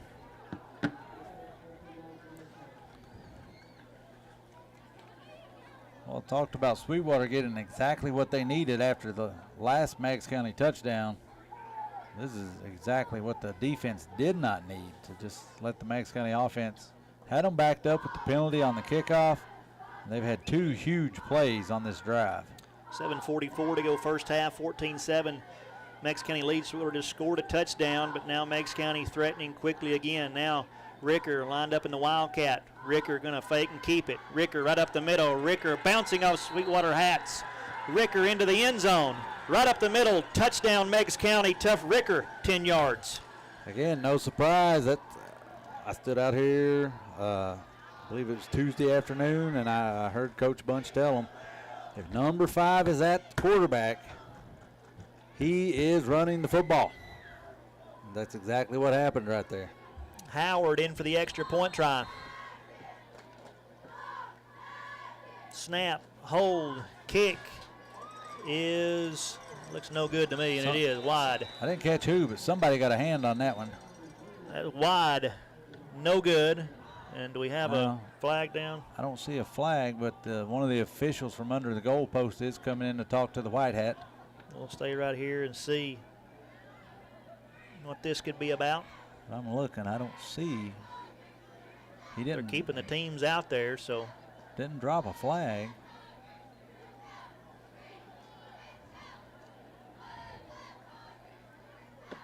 But a big answer right back for Meigs County when Sweetwater had got some momentum.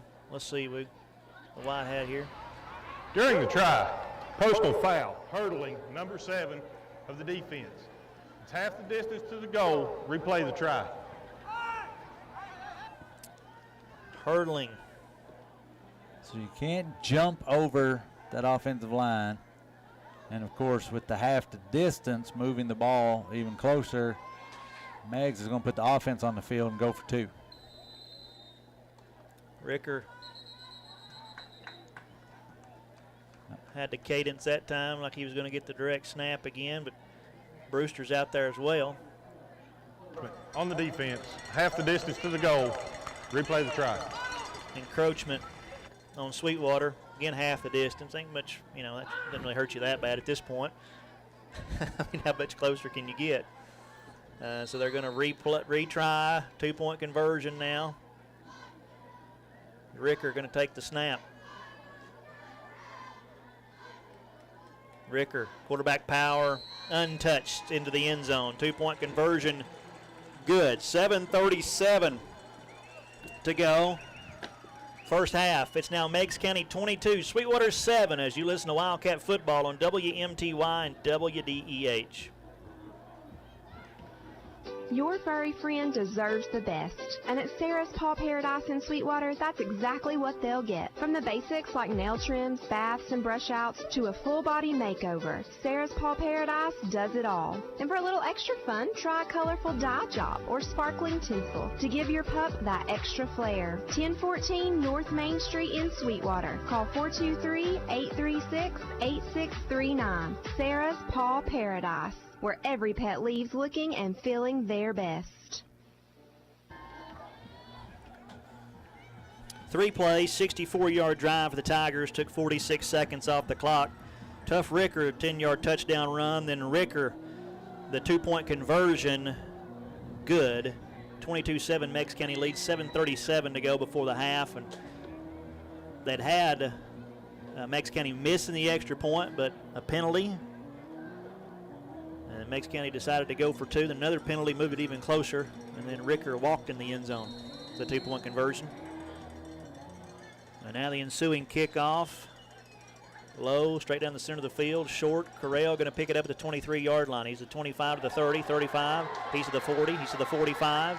Run down from behind and wrapped up and dropped at the 47-yard line. So a big return there. Can Sweetwater capitalize on this field position, now trailing 22-7 with 7:29 to go second quarter.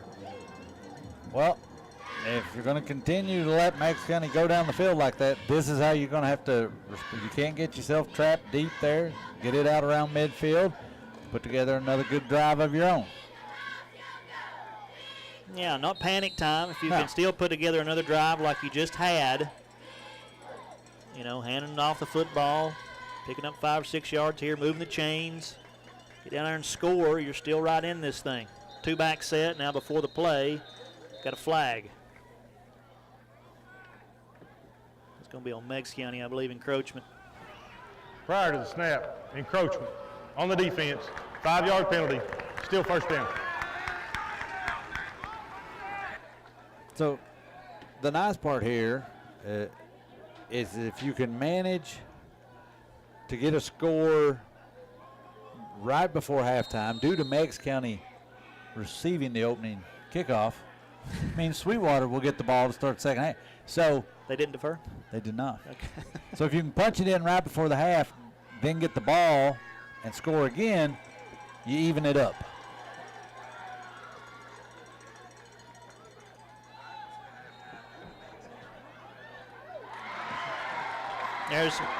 Comes to Isaiah Stiles. Stiles complete. Down to the 15-yard line, makes a man miss, gets in the end zone, but we got a flag down back at the 49-yard line. So all we can hope is that Meigs County was, well, can't even hope they're offsides because in high school ball that would kill the play. Let's see what we got. The officials are... Which doesn't bode well for Sweetwater. They're walking back.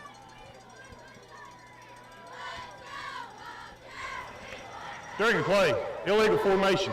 5 men in the backfield on the offense. 5-yard penalty, still first down. Illegal formation, 5 men in the backfield. So again, Sweetwater was talking about in the break needing to stretch the field if they can. They did. Would have been a score. That was beautiful. Nolan put that thing right where it needed to be. Stiles went up and made the catch. Then he made a move to make the defender miss and headed to the end zone. But unfortunately, coming back. First and down for Sweetwater. Handoff up the middle. Fitch just short of, and one official's marking midfield. One's marking the 49. They're going to spot it at midfield. Yeah, I think he had a better view. Depending on which 49 you was talking about. Yeah. 3-yard gain. 2nd and 7. So Sweetwater, a touchdown negated by that penalty. Handoff Fitch again. This time not going anywhere. Stop, no gain right at midfield. It'll be 3rd down and 7. 6.5 minutes to go before halftime. 22-7, Meigs County leads.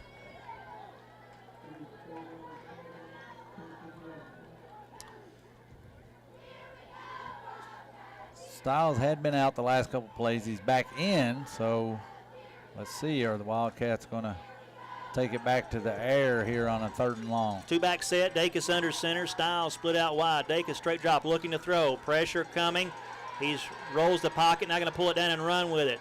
As Dacus gets run out of bounds down near the 47, 46-yard line of Meigs County. As he was looking for Stiles again.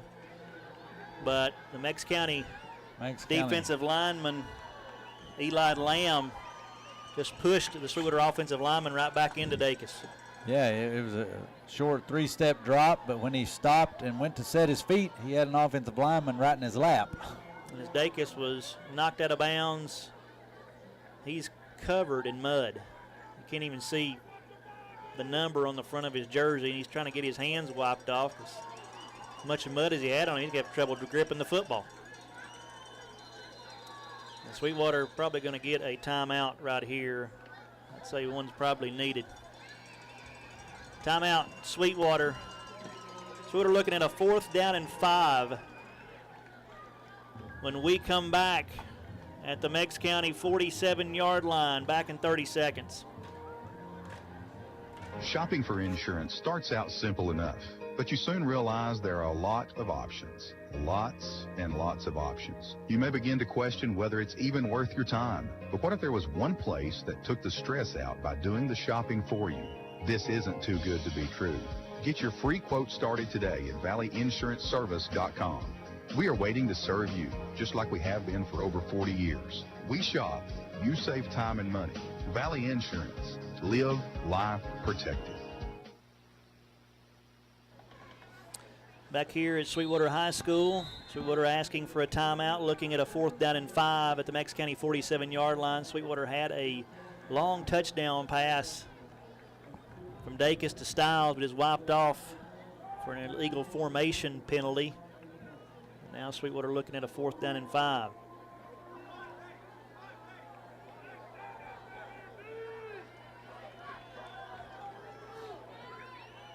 Fourth down and 5.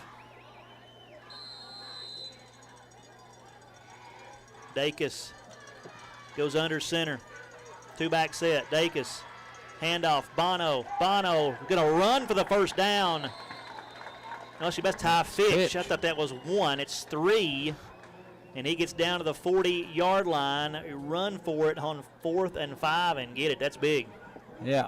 It's getting a little mucky out there, ain't it? Like I said, Dacus, he looks like he went face first in the pig. You can't even see his number. In the pigsty. You can't even see during that timeout, he came over. They handed him a water bottle. It wasn't a drink. He was washing his hands off, took his helmet off. He's washing his face off. Like he got it all over him. But a big 4th down conversion for Sweetwater. 1st and 10 at the Meigs County 40-yard line. Dacus lost a snap, picks it back up, and has time to hand it off to Ty Fitch with another good run. Fitch down to the 35 to the 34-yard line. Gain of 6 on a near disaster on that play. Yeah, on a night like this, you drop the ball, and it's laying right there at your feet. You just reach down, pick it up, hand it to the guy you wanted to have it in the first place.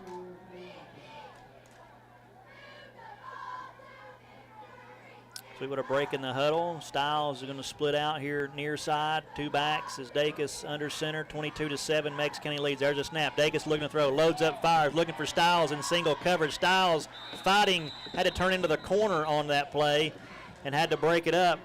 As on the coverage there from Meigs County, nearly picking it off, Bowen Combs, as that pass from Dacus. If it goes to the outside, it's probably Stiles' ball. Did that come to the inside? Nearly picked off. Well, again, that ball's hard to hold on. I think it may have slipped a little bit, a little wobbly going down through there.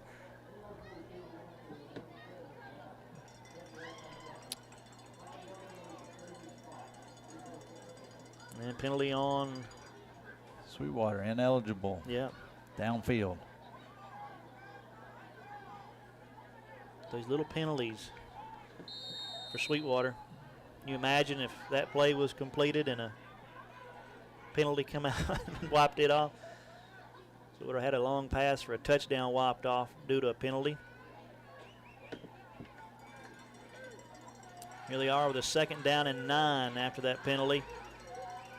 At Meigs County 39-yard line, handoff Ty Fitch. Fitch bouncing off Meigs County defenders. Ty Fitch down inside the 35 to the 30-yard line before he's brought down. Gain of 9, and that should be, depending on the spot, a Sweetwater 1st down. And it will be. Ty Fitch.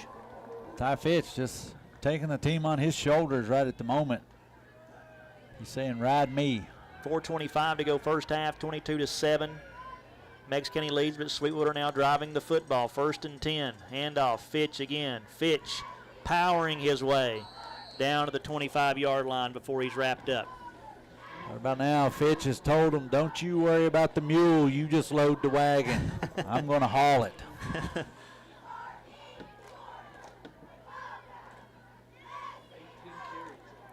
18 carries for Ty Fitch in the ball game.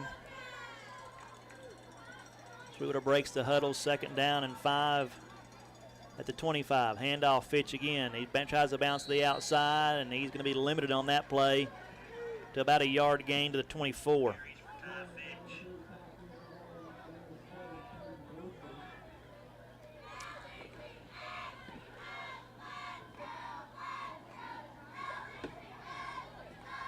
It's going to bring up 3rd down. 3rd down and 4 for Sweetwater at the Meigs County 24-yard line. 2-back set. Dacus under center. There's a snap, handoff, and runner had some room but tries to cut Jeremiah Paris and slips down after about a yard gain to the 23. Be 4th and 3 upcoming. That was in the exact spot on the field that you referenced during Sweetwater's warm-ups when they came back out after the delay, where the field had gotten a little choppy. It had puddles on it, and then with Sweetwater warming up there, they chopped it up a little. Exact same spot. When he tried to plant his foot and turn upfield, the ground just gave way. Sweetwater converted a 4th down earlier on this drive. They have it 4th down and 3 at the Meigs County 23-yard line before the snap. We've got a whistle. We've got a timeout on the field. Timeout Meigs County. Timeout. 2:34 to go in the first half. It's Meigs County 22, Sweetwater 7 as you listen to Wildcat Football on WMTY and WDEH. Back in 30 seconds. Count on Star Regional Medical Center when every minute matters. Emergencies strike day or night, so we're here when you need us most, providing emergency care close to home, including the higher levels of heart care found in an accredited chest pain center. 24 hours a day, 7 days a week. Star Regional Medical Center. From the routine to the unforeseen, count on us. Check our average ER wait time at starregional.com.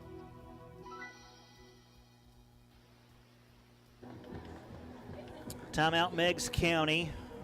The Tigers lead 22-7. Sweetwater has it 4th down and 3. The Meigs County 23-yard line. Glad you're with us tonight on WMTY and WDEH. Those of you listening online and at WMTY983.com. Those of you watching video on YouTube.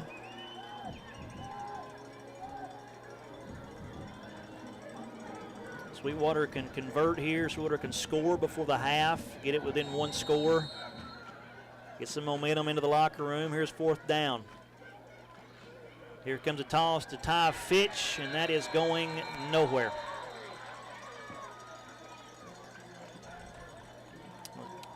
Did he lose the football? Because Jeremiah Paris ended up with it. Yeah, I don't know if he lost it or if he tossed it. The loss of 2 on that play. That toss pretty was well going after nowhere. the whistle had blown anyway. Yeah, they go with Ty again, but for the first time we see him try to take him to the outside. Meigs County able to stop that one. That field is soupy. It is. And we're getting a lot of play right here in this part of it. And the more time you spend on one part, the worse it's going to get. So Meigs County takes over on downs. Here's handoff. They nearly lost the football, but get the handoff to Ethan Shaver. Murphy and Steffa in on the stop. Shaver going to get about 3 yards to the 28-yard line. It'll bring up 2nd down and 7. Well, thanks Smoking Bones for supplying some food in the press box tonight. Much appreciated. Indeed it was. Much good. Indeed it was. Here's a 2nd down play, and that time Brewster was going to play fake and try to keep it, and as he tried to plant his foot and go forward, he slipped and fell. And down back at the 26-yard line, loss of 2. That is almost the exact same spot that Jeremiah Paris fell just a minute ago when he tried to make a cut. So that area on this end of the field, the scoreboard end of the field, right around the 25 is getting pretty rough. It is. And here's a big 3rd down and 9 for the Sweetwater defense. Shotgun, Ricker in the backfield with Brewster. 3 receiver set. Brewster takes a snap, hands off Ricker. Ricker is hitting the backfield, dragging a Sweetwater player who's trying to rip at the football. And we finally get him down at the 31-yard line. Murphy grabbed a hold of him. Couldn't get him down right away, and then, yeah, he held on with one hand, started punching at the ball with the other. Get him down. Let him drag you for the 1st down. Is now Meigs County looking at a 4th down and 4 at their own 31-yard line as we're down approaching 30 seconds to go in the half. They'll probably let this thing tick down as far as they can and call a timeout as now 10 seconds remaining on the play clock.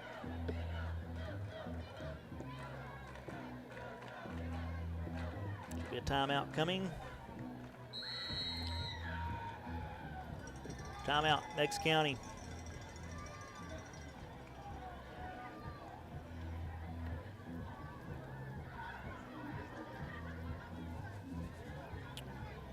So Meigs County, see a punt coming here. Jeremiah Paris could get a hold of a returnable ball. Down to 16 seconds to go in the half. Stay tuned. The Napa Auto Parts halftime report coming your way. Recap this first half of action. And halftime stats. Score updates from around the area coming your way on the Napa Auto Parts halftime report.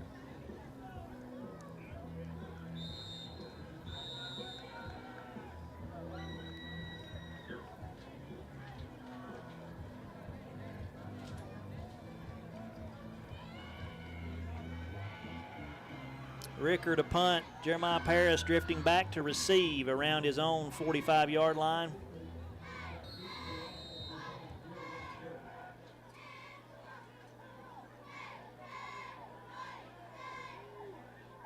Paris or Corral, it's hard to see. There's a kick, end over end Paris, and that's going to be end over end. It's going to bounce and take a Meigs County roll down near the 22-yard line. Didn't matter who was returning, they weren't going to return that one. That was a good punt. And it'll be 6 seconds remaining in the half. Well, like I said, Sweetwater will get the ball to start the second half. Say all things considered, the knee might be your best option right I think so.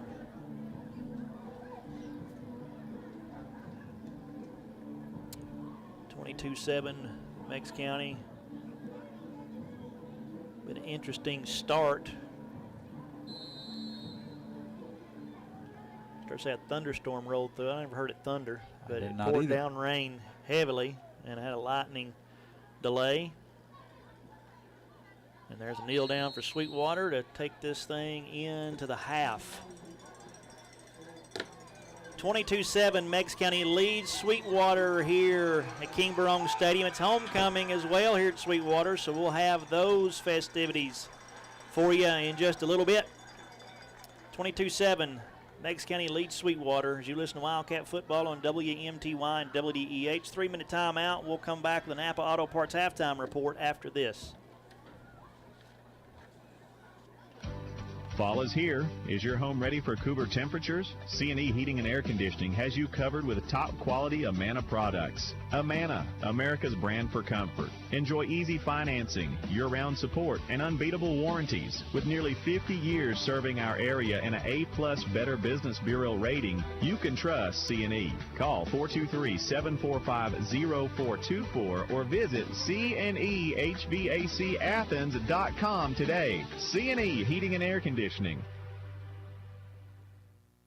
Sweetwater Crossings is open for breakfast and lunch Monday through Friday from 6 a.m. till 2 p.m. They have daily specials like smoked sausage and sauerkraut, cube steak and gravy, meatloaf, chicken livers, beef stew, country fried steak, vegetables, and soups. They also have homemade pies and cobblers. Visit Sweetwater Crossings for breakfast and lunch Monday through Friday, 6 a.m. till 2 p.m. They're located at 310 Sweetwater Von Orr Road, just across the railroad tracks in Sweetwater. Call-in orders are welcome. 423-371-4015. We've got everything you need for building and remodeling. Valley Building Supply. Like cabinets, flooring, electrical and plumbing. Valley Building Supply. We're here to understand and help you with your plan. Nobody takes care of you better. The right people and materials, we bring them all together. If you need it for your house, inside or out, go to Valley Building Supply. Great service, us out online at valleybuildingsupplytn.com. At Sweetwater Insurance Agency, we like to think of our customers as friends and family. Sweetwater Insurance Agency has served this area for over 100 years, providing security for people like you and me. We are located under the red roof at 118 West North Street, or you can give us a call at 423-337-5088. And you can even email us at agent@sweetwaterinsurance.com. Sweetwater Insurance Agency represents many fine insurance companies, including Farmers Mutual of Tennessee. This is Harris Lovingood, inviting you to contact us for all your insurance needs. Foster Family Eye Care has had a name change. Dr. Callie Mashburn, a Sweetwater native, has taken over the practice, so we've updated our name to Sweetwater Family Eye Care. No matter the name, our commitment to high-quality, patient-centered care is the same as it has been since we opened our doors in 1993. Whether you need new glasses or contact lenses, or have an eye issue that needs attention, we are here to meet all your eye care needs. That's Sweetwater Family Eye Care on Highway 68 in Sweetwater. Try us and see. The staff at Napa Auto Parts in Sweetwater would like to thank their loyal customers for supporting their business for all these years. Napa Auto Parts has proudly served Sweetwater and the surrounding area since 1973. Owner Scott Skinner and his staff have the expertise to help you find whatever part you need. They have the know-how, the Napa know-how. Stop by and see your friends at Napa Auto Parts on Main Street in Sweetwater, or call 337-3555.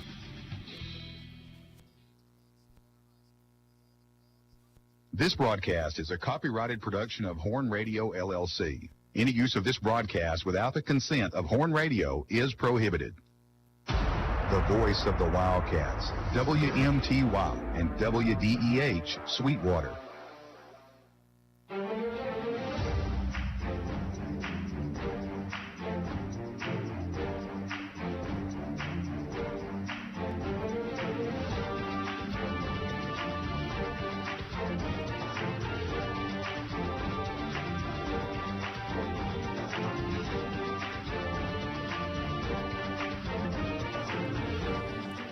Napa Auto Parts halftime report.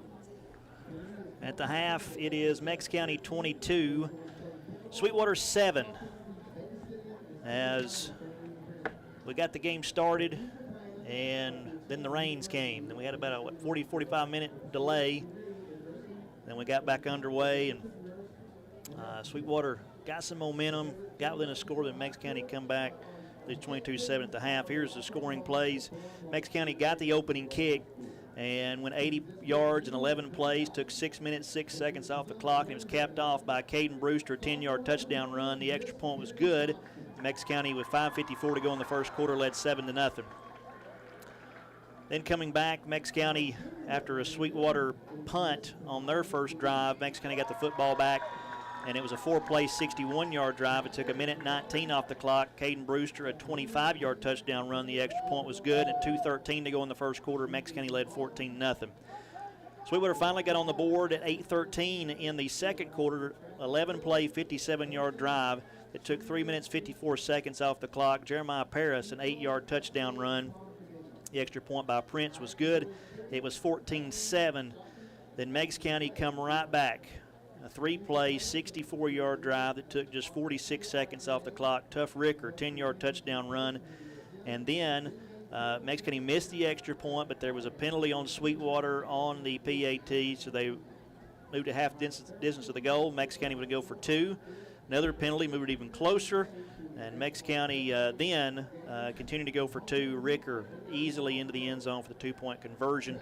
And at that point, Meigs County 22, Sweetwater 7, and that's our halftime score right now as you listen to Wildcat football on WMTY and WDEH.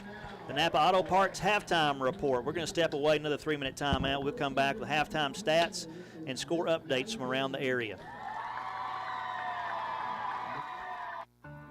Hi, this is Jim Fairweather, owner and founder of Fairweather Financial, and I am proud to be a sponsor and supporter of the Sweetwater Wildcats. A good game plan is key to athletic success, and the same is true with financial success. At Fairweather Financial, we can work with you to build a personalized financial game plan. Give us a call, stop by the office in downtown Sweetwater, or check us out on the web.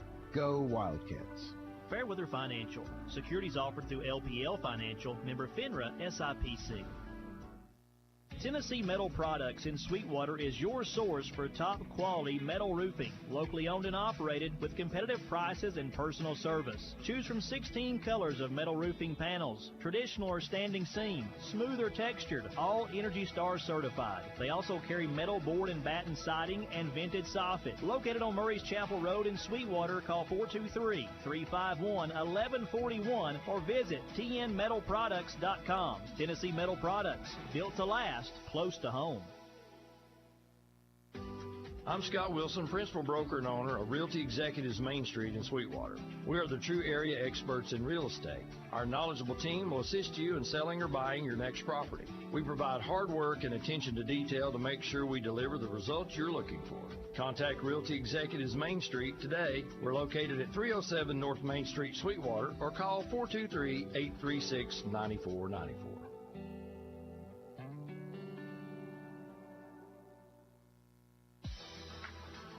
Jackie Jones Ford in Sweetwater makes service simple.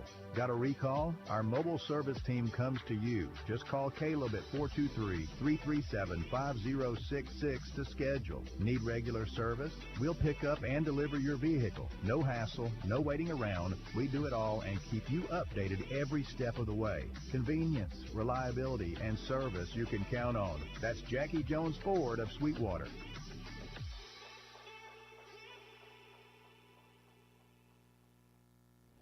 People's Bank of East Tennessee is cheering on all our local high school teams this season. Visit any of our local branches and show your support for your school by getting a custom Sweetwater Wildcats, Sequoia Chiefs, or Tellico Plains Bears School Spirit debit card. They offer online and mobile banking, bill pay, mobile check deposits, as well as person-to-person payments. People you know, people you trust. People's Bank. Locally owned and serving the community since 1997. Member FDIC, equal housing lender.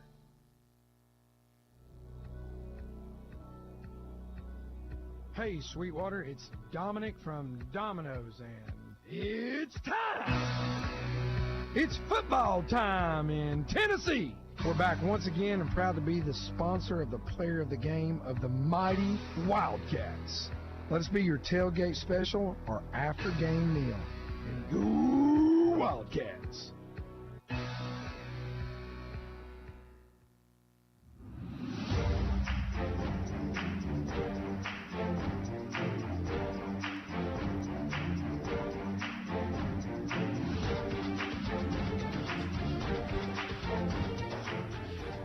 Napa Auto Parts halftime report, 22-7. The Meigs County Tigers leading the Sweetwater Wildcats here at King Barong Stadium.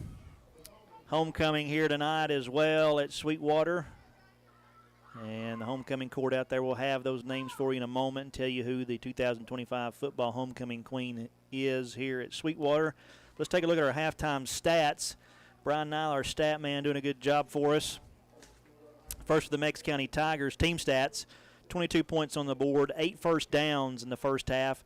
Ran the ball 20 times for 195 yards. Threw the ball once for 15 yards. 1 for 1 for 15 yards. Total plays, 21 total plays for 210 yards of offense.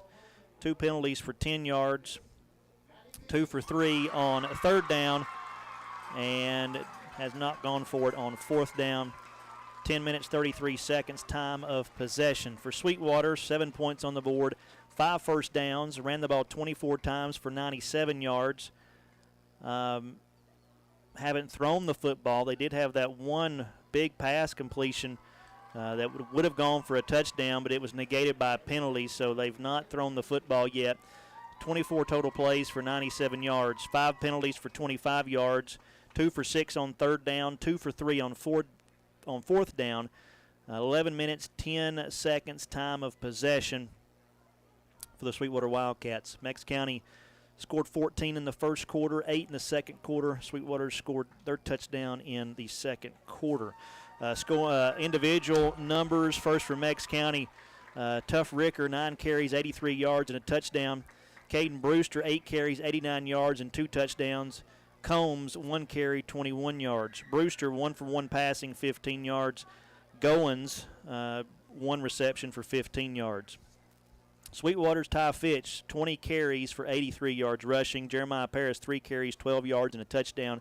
Dacus, 1 carry for 2 yards.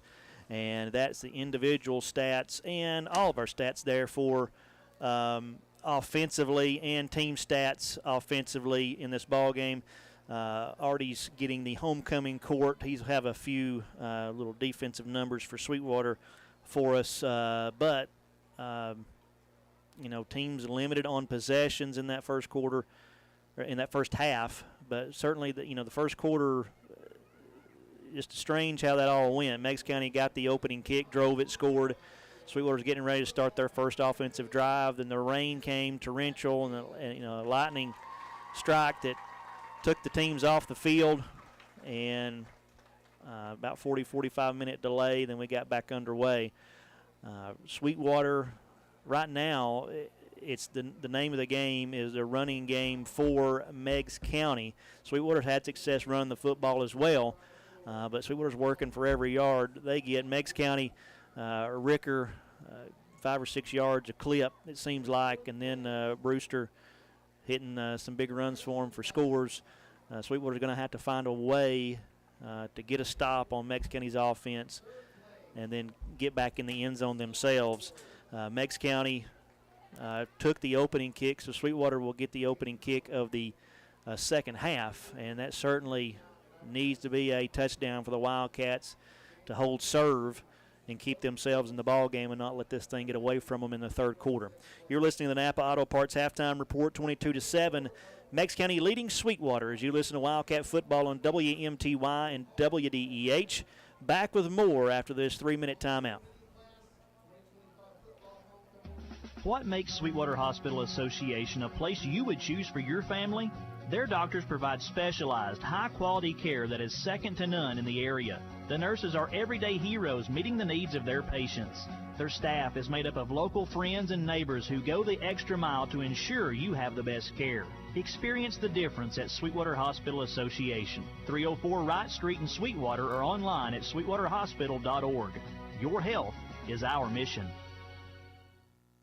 McDonald's is excited to be a part of the Sweetwater community. We would like to give you the opportunity to come join our team at one of our 11 locations, which include Sweetwater, Athens, Madisonville, Etowah, Ocoee, Ottawa, or one of the 5 Cleveland locations. It's as simple as texting APPLY to 38000 or dropping by one of the 11 locations for an application. We offer flexible schedules, tuition assistance, competitive wages, and now offering doctor-on-demand telehealth. Come join our team at your local McDonald's.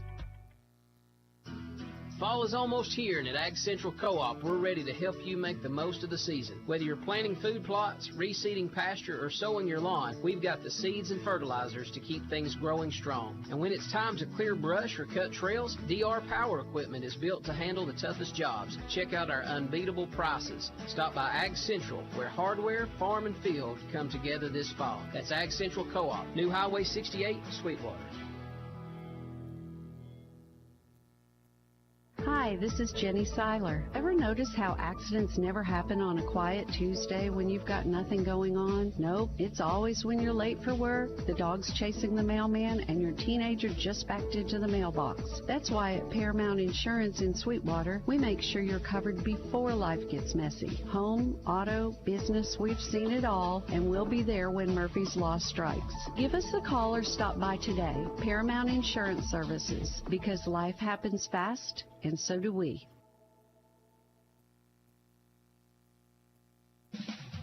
The staff at Napa Auto Parts in Sweetwater would like to thank their loyal customers for supporting their business for all these years. Napa Auto Parts has proudly served Sweetwater and the surrounding area since 1973. Owner Scott Skinner and his staff have the expertise to help you find whatever part you need.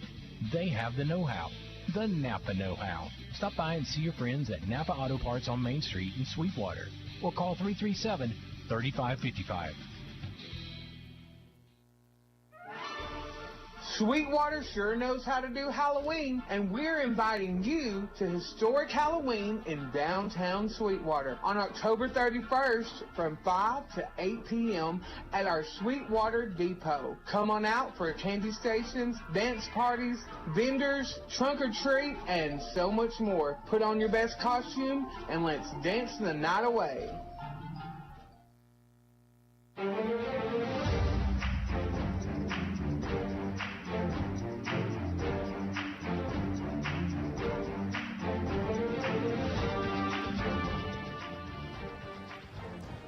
Napa Auto Parts halftime report. 22-7, Meigs County leading Sweetwater at the half.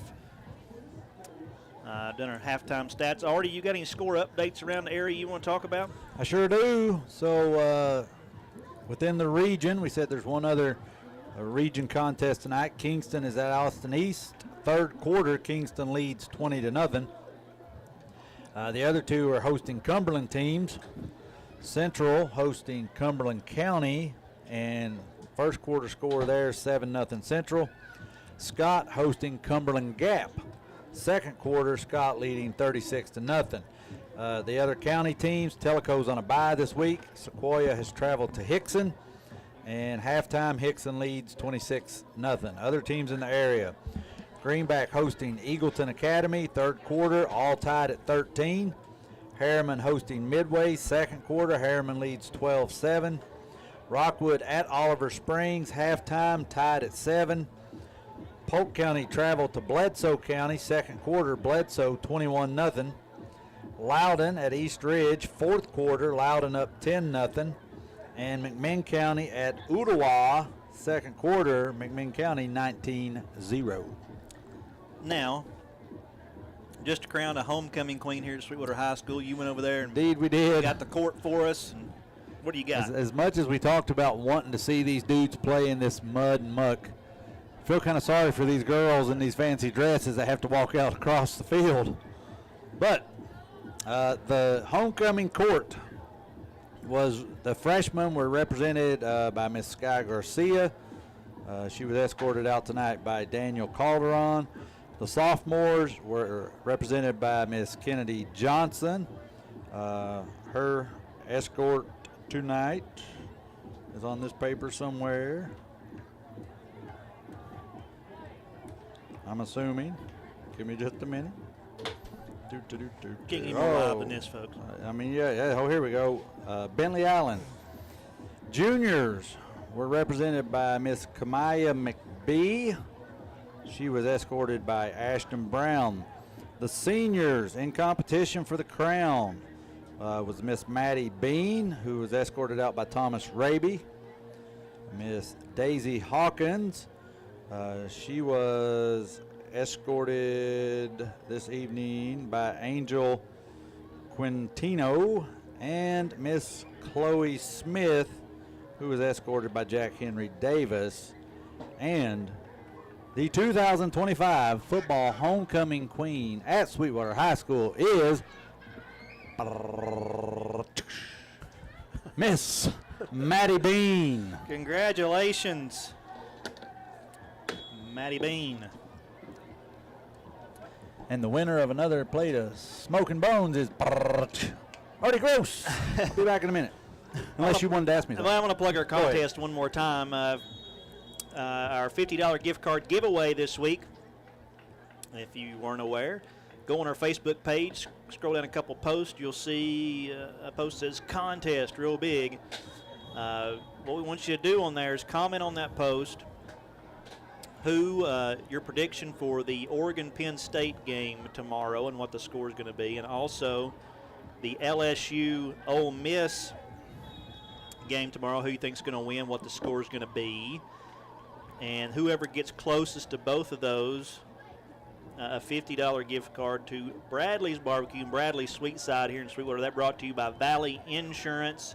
And you got till 3:30 tomorrow to get that in. Comment on the Facebook post, the original Facebook post, or if you don't have Facebook and you're listening, go to our website, WMTY983.com. Send us a message through our website. That'll come to me, and you can give your picks that way.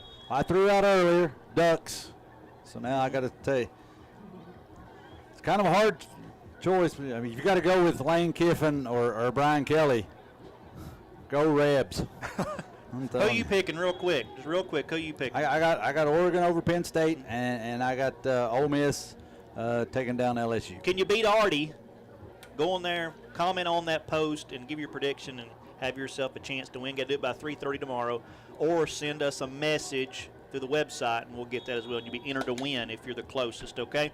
22-7, our score here. Meigs County at the half, leading Sweetwater here in this Region 2-3A matchup. Sweetwater will get the football to start the second half. We're going to close out the Napa Auto Parts halftime report. We're going to take a 90-second timeout. We'll come back with the second half right after this.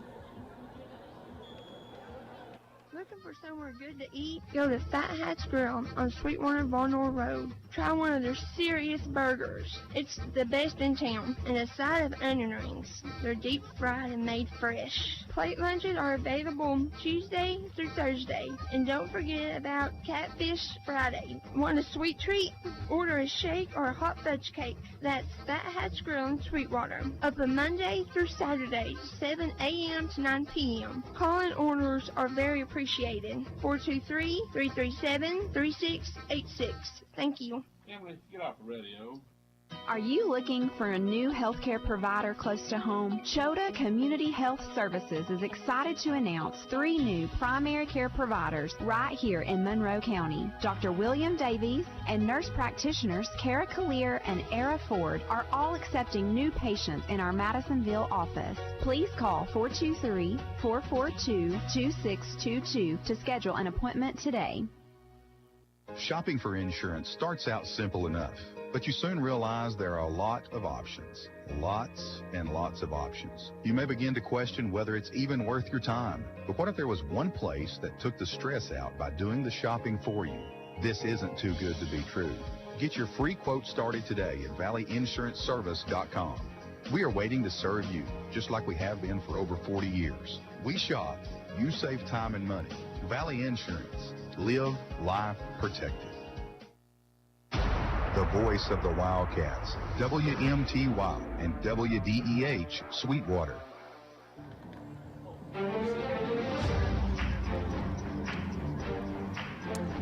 Ready for second half action here at King Barong Stadium. Sweetwater will get the opening kick of the third quarter, and they need to score in a pretty big way and not let Meigs County get any further ahead of them. Well, we talked about the possibility of scoring right before the half and then getting the ball here. That didn't happen, but at least they did not let Meigs County score again right before the half. Brody Goins kick it away. Been short kicks so far tonight, and that one he missed the football. That went about 1 yard. Well, and Sweetwater will get it right there. Here the Wildcats, I don't know that it could have started any better. Wow. And Sweetwater, yes, now you have to score. Now you have to score. You have to score here if you're Sweetwater. Wonder if that was I'm assuming it's probably a field-induced mishap there for the Meigs County kicker. Well, that's what he's telling the coach right now. Exactly. 1st and 10 Sweetwater after the 1 yard kick. The Tigers hand off. Ty Fitch. Fitch inside the 40, down near the 38-yard line before he's brought down and gained of near 3. Just underway here in the third quarter. I want to give a shout out to Bridget and Chris McKenzie listening down in Meigs County. They're watching the video. And so we appreciate that, and everybody's watching that or listening on the radio, listening online. We're trying to limit all excuses from people not to be able to see or listen to the ball game. Here's Jeremiah Paris. Paris going wide, and Paris is popped out of bounds down near the 35-yard line, and he's going to get about 3 yards gained. He went 10 to get about 3, didn't he? Yeah, he got more than it looked like. They pitched it back to him, and Looked like Meigs County had it shut down pretty good. He was able to turn it upfield, but he's got a little hitch in his giddy up at the moment. He ran into Lucas Hughes over here along the sideline. Laid a pop on him. 3rd down and 4 for Sweetwater down to the Meigs County 35-yard line. 2-back set. Ty Fitch gets the handoff. There is Lucas Hughes again. Swallowing up Ty Fitch for no gain at the 35-yard line. Now Sweetwater quickly into a 4th down and 4. Yeah, I don't know whose responsibility he was, but whoever it was, they missed him because he was standing right there waiting on him. Now your Sweetwater, you're 2 for 3 on 4th down so far in the ball game. Here's another 4th down. Is this another you're going to try to run forward, or is this a play-action pass? They've only thrown the ball. Well, they haven't thrown the ball any. That one pass was negated on the penalty. Wing T formation. Dacus looking to throw. Fires. Flag down. Complete to Isaiah Stiles. Down to the 30. Going to have the 1st down. Knocked out of bounds around the 25-yard line, but a flag down. And this is going to come back. So both times Sweetwater has thrown the football. A penalty is going to wipe off a nice play. Yeah, they had the 1st down. See what the official has to say. The illegal formation again. That's what wiped off the touchdown pass for a score. During play, illegal formation. 5 men in the backfield on the offense. 5-yard penalty from the previous spot. Replay 4th down. 2 pass plays, 2 good pass plays, both wiped off by illegal formation. Too many men in the backfield.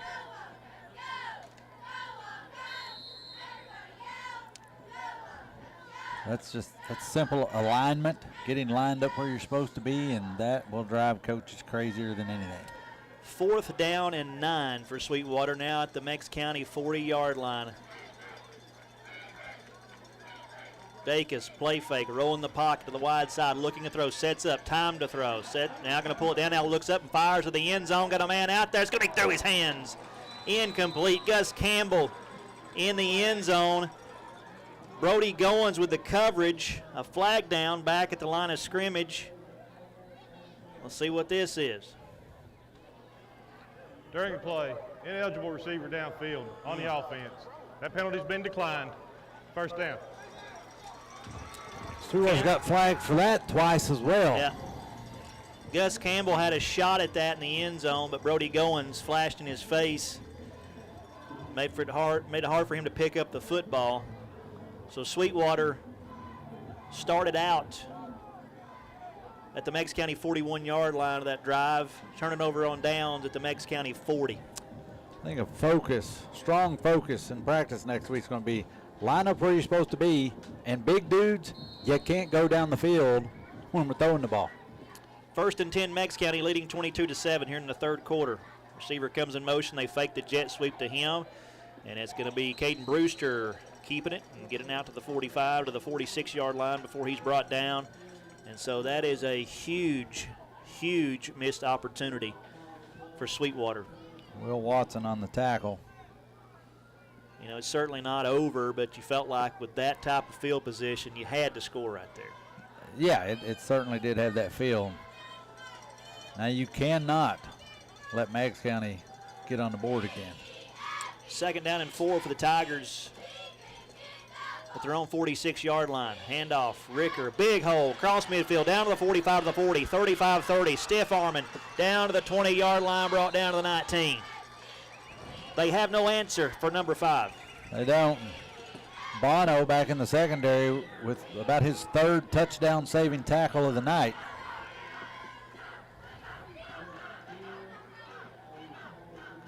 A 34-yard run by Tough Ricker down to the 20-yard line officially. 8:50 to go, 3rd quarter, 22-7. Meigs County leads, looking for more just like that as they drive right to left toward the concession stand here at Sweetwater High School. Brewster in shotgun, Ricker back there with him. Ricker gets it again. Ricker just shrugs off the would-be tackler and then lowers it. Contact. A pop down to the 12-yard line. As who coming there, the tackle and make Nolan Dacus. Dacus getting credit for the tackle here, but he took the rough end of that one. Gain of 8 down to the 12-yard line, 2nd down and 2. 8 minutes to go, third quarter. Meigs County 22-7. Brewster takes a snap of some movement. Ricker moved, false start on Meigs County. Prior to the snap, false start, number 5 of the offense. Murphy able to get him on the ground that time. Murphy able to get him on the ground that time.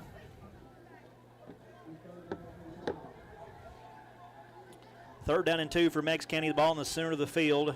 Driving right to left toward the concession stand, the Wildcat Snack Shack here at Sweetwater High School. Meigs County, 4-down territory, I'm sure. 2 downs to get 2 yards. Ricker in there taking the direct snap, the Wildcat, and Ricker going to have the first down as he's dragging Sweetwater defenders. First man couldn't get him, second man got him, but not before he got the first down. Down inside the 10, down to the 7-yard line. First and goal.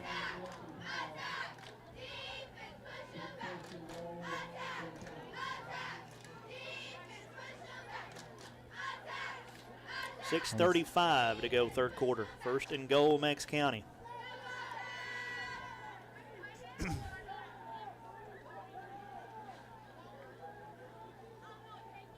It's Ricker and the Wildcat all the way here. Ricker fakes a jet sweep but keeps it up the middle. Sweetwater defends that pretty well as Ricker gets inside the 5, down near the 3, gain of 4.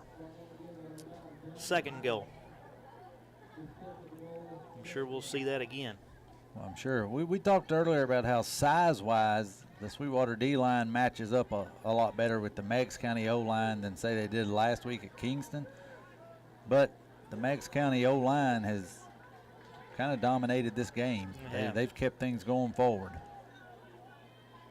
Brewster in the backfield with Ricker. Ricker going to take the snap. Second and goal from the 3. Ricker takes it straight ahead. Ricker walks into the end zone. Touchdown, Meigs County. Tough Ricker again.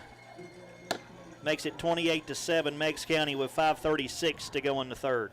Well, they line it up there. He's in the Wildcat. He's taking the snap.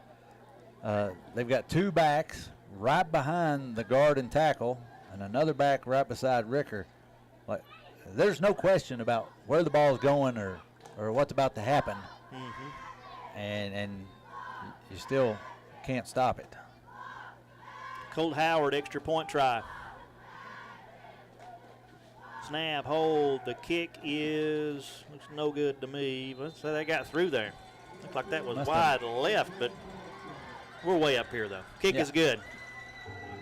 5:36 to go in the third. It's now Meigs County 29, Sweetwater 7 as you listen to Wildcat Football on WMTY and WDEH. Headed out of town or need a safe spot for your pup during the day? Sarah's Paw Paradise in Sweetwater has you covered. With plenty of outdoor space, secure kennels, and social time with other dogs, your furry friend will feel right at home. Everything is provided. All we need is your pet's vaccine documentation and, of course, your fur baby. Give your dog the fun, care, and comfort they deserve at Sarah's Paw Paradise. They are located at 1014 North Main Street in Sweetwater. Call 423-836-8639.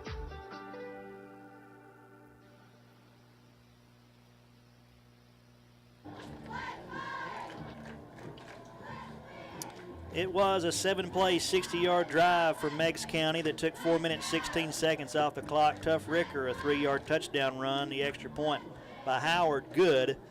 5:36 to go in the third quarter. It's now Meigs County 29, Sweetwater 7. There's the kick away by Goins. That's going the sideline, out of bounds. Kickoff out of bounds, so Sweetwater will get good field position, but none better than what they had on the previous, starting out at the Meigs County 41. Couldn't get anything out of it, and then Meigs County turns around and scores. That's a big sequence right there. Yeah, that's a huge blow. Kick infraction. Kick infraction. Kick out of bounds on the kicking team. The ball will be placed at the 35-yard line. First down. The White Hat, Mr. Shane Rowe, keeping us informed on all the activity on the field this evening. Doing a nice job. He is. You know the best part about Shane? It's not his job as the White Hat. He is, like myself, a Kentucky Wildcat. One of the first guys I met when I got to town, and I found out he was blue, and I said, all right, this guy's okay. So with 5:36 to go in the third quarter, it's now 29-7 Meigs County. That score makes it real tough on Sweetwater. I think, will you see Sweetwater start to spread the field a little bit and see if, is at that point in the game yet, I guess is what I'm asking. Is wing T formation, as handoff Ty Fitch up the middle, he's popped, and a flag comes in as Fitch going to get a couple yards to the 37, and it's going to be illegal formation again. Well, that appears to be.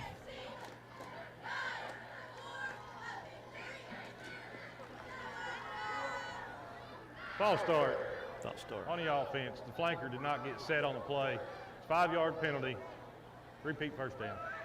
Okay. That might have been kind of legal formation again because they let the play go. Yeah, I saw he rolled the arms, the guy that called it. That's false start. Got to blow that one dead when it happens. Be 1st and 15 for Sweetwater. Back to 30-yard line, handoff Fitch, and nothing doing off that left side. And a flag coming in at the play. Niles saying going to get a late hit call. We'll see. I'm going to have to agree with him on that one.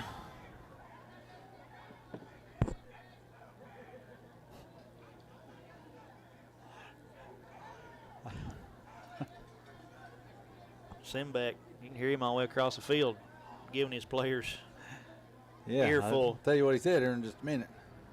Personal foul. Late hit, number 15 of the defense. It's a 15-yard penalty from previous spot. That will be a first down. I heard him say that's stupid. That's it. He said it's a late hit. He's got both hands right up in the air. It's a late hit. That's stupid. and we're all the way across the field from him. So the players are not going to be able to say, I didn't hear you, Coach.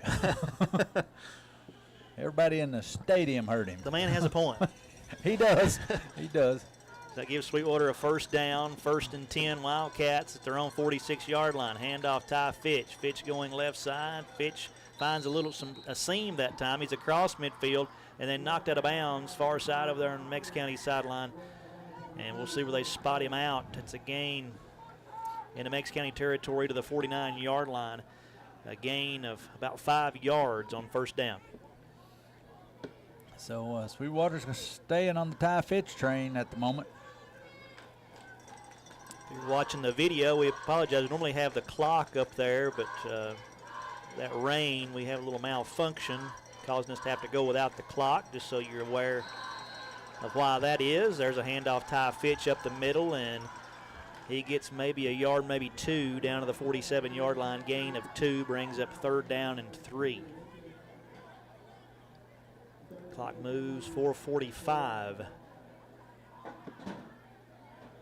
to go in the third quarter, 29-7. Meigs County leading Sweetwater.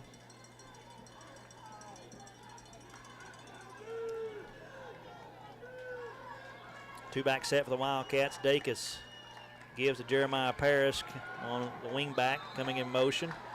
And he finds some room for a first down to the 41-yard line. Move the chains, 1st and 10 Wildcats.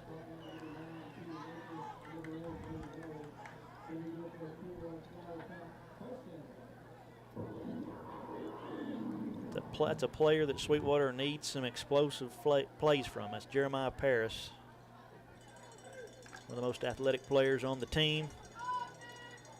Wing T formation for the Wildcats, 1st and 10. Handoff Ty Fitch, and Fitch lowers his helmet and fires up into that line. Pushes his way down to the 36-yard line. Gain of 5 on first down. I think Ty is going to sleep well tonight. He is. When you talk about carrying the load.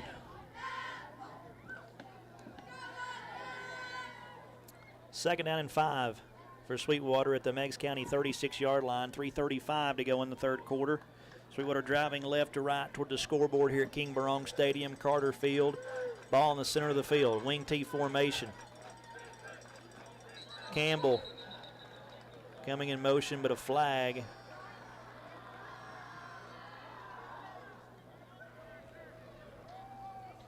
Prior to the snap, false start. Number 7 of the offense. 5-yard penalty. Still second down.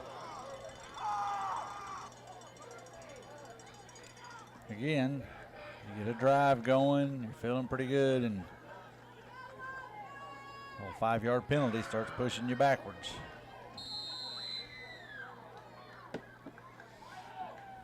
Second and 10 at the Meigs County 41-yard line. Wing T formation, Dacus under center.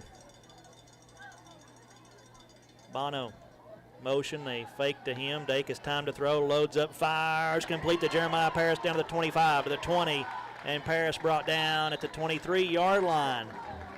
Dacus time to throw, good confident strike, and Paris open across the middle, found him right on the money. And Sweetwater first down. You called it there. You said we needed a play out of Paris. And Dacus finds him and gets it down the field. Acts like he's got a little cramp, though. He keeps grabbing at that hammy a little. He got rolled up there a little bit, too, on the end of that play. First and 10 Wildcats, 23-yard line. Handoff Fitch. And Fitch down inside the 15 to the 14-yard line. Be big if you could score and get this back to a 2-score game before the fourth quarter. Because once you flip over to that fourth quarter, time is going to be of the essence. Yeah. And that's going to be down to the 14-yard line. Second down. Handoff, Fitch up the middle, nothing doing. It's at 23 on the end of that play. The Paris is actually down around the 16, 17-yard line. They gain down to the 14, then no gain on that play from Ty Fitch, which will bring up third down and 6. Third down and 6 for Sweetwater at the Meigs County 14-yard line. Got to have a score. Minute 35 to go in the third. Meigs County leads 29-7. Wing T formation. Dacus hands off. Fitch. Fitch pushing ahead down near the 11-yard line.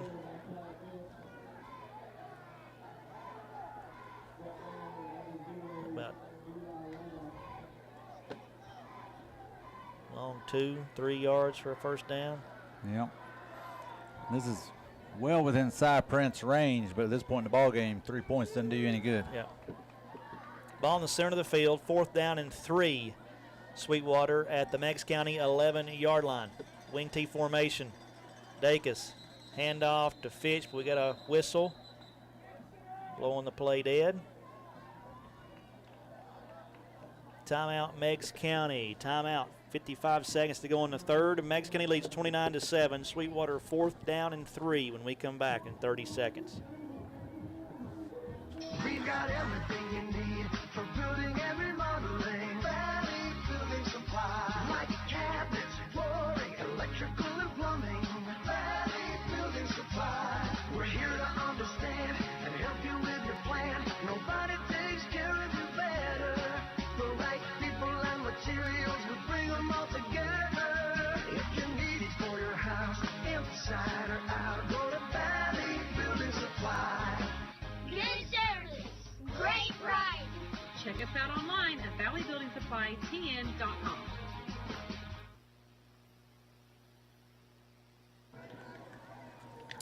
Meigs County burning a timeout with 55 seconds to go in the third. Meigs County leading Sweetwater 29-7. Sweetwater looking at a fourth down and 3 at the Meigs County 11-yard line. Ball in the center of the field. Sweetwater driving left to right toward the scoreboard here at King Barong Stadium. Got to have a conversion here. Two-back set. Dacus hands off to Fitch. Fitch very close to a first down. Where's the spot going to be? It's going to be close. Down near the 8-yard line. Meigs County's thinking they stopped them. That's that. Well, they're not going to measure, and they're going to say Meigs County did stop them. You know, I said this a couple of years ago,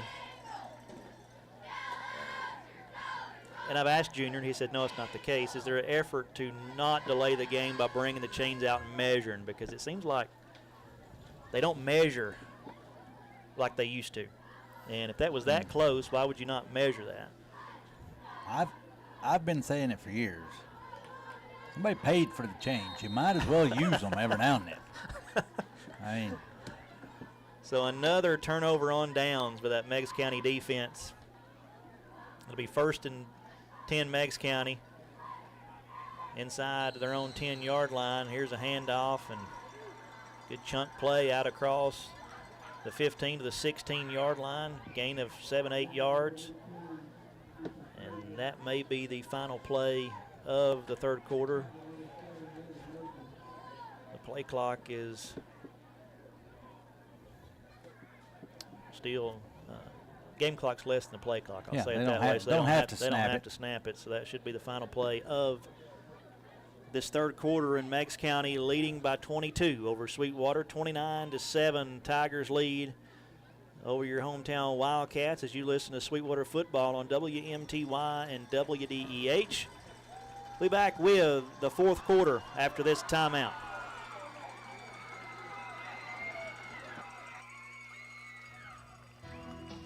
Count on Star Regional Medical Center when every minute matters. Emergencies strike day or night, so we're here when you need us most, providing emergency care close to home, including the higher levels of heart care found in an accredited chest pain center. 24 hours a day, 7 days a week. Star Regional Medical Center. From the routine to the unforeseen, count on us. Check our average ER wait time at starregional.com.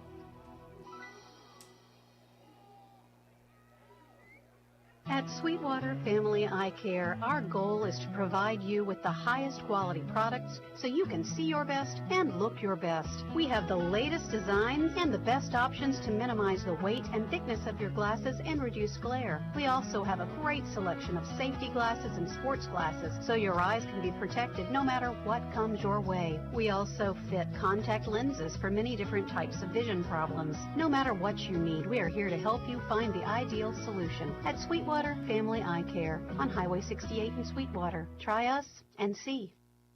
The voice of the Wildcats, WMTY and WDEH Sweetwater. Start of the fourth quarter, 29-7, Meigs County leads over Sweetwater.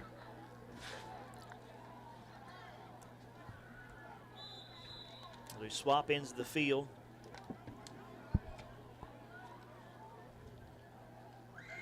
Meigs County's defense getting another turnover on downs. That'll be a 2nd down and 3 at their own 16-yard line.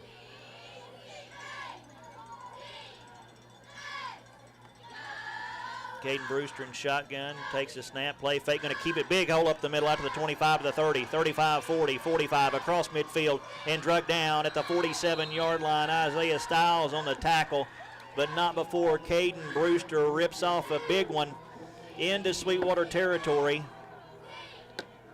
A gain of 37 yards up the middle. Play like that could be a backbreaker at this point. Already down 3 scores and letting them get out across midfield here in a big hurry. Meigs County, 3 receiver set. Slot receiver comes in motion. They give to him, and he finds a hole up the middle, down inside the 40 to the 35. Jeremiah Paris with the tackle on the carry. Number 1, Daniel Moe. Actually, that was on the tackle for Sweetwater. 6, not 5. No, who is it? 5. That's 5. That's bunched up. There is no 6 tonight. Yeah, Ty Fitch would be wearing 6. That was Jeremiah. Problem is, secondary is making too many tackles. 1st and 10. Meigs County.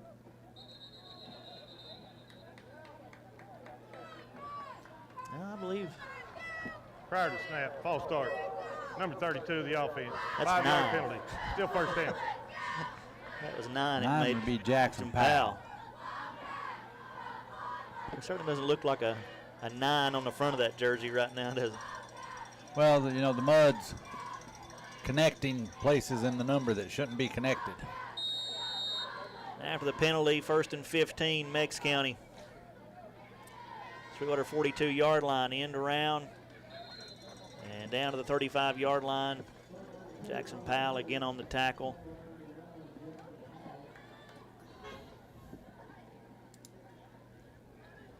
Is that Mo again on that carry? Number 2. It's, Bowen Combs. 2nd down and 9.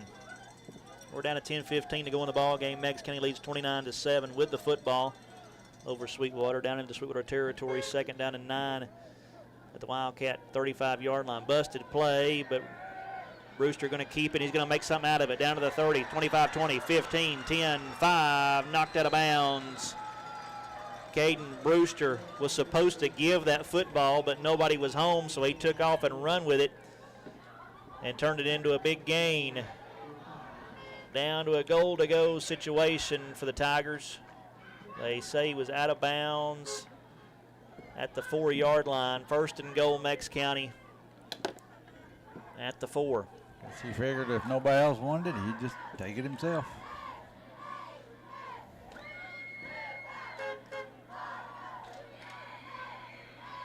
Pistol formation.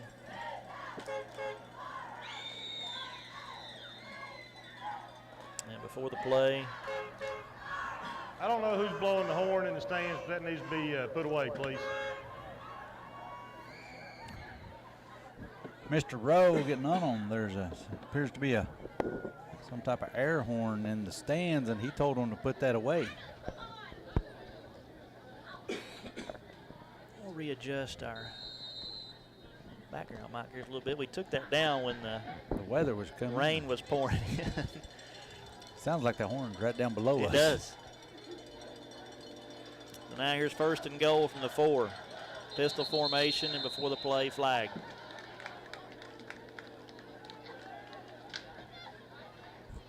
Prior to snap, false start on the offense. 5-yard penalty. Still 2nd down. 1st down. False start. Be 1st and goal from the 9 for Meigs County.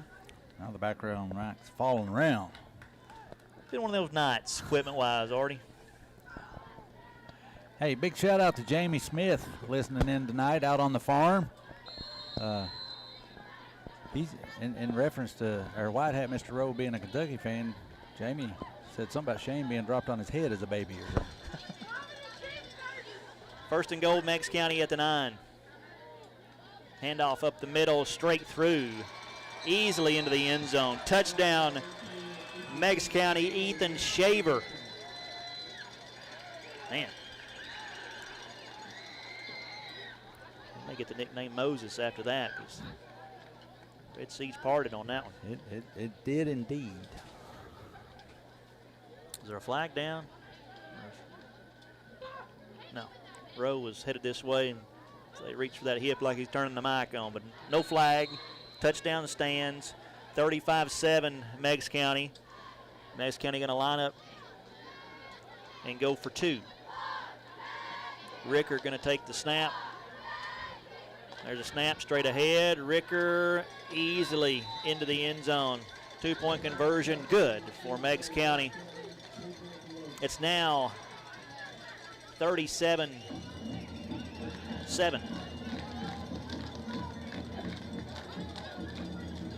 They're going for the running clock.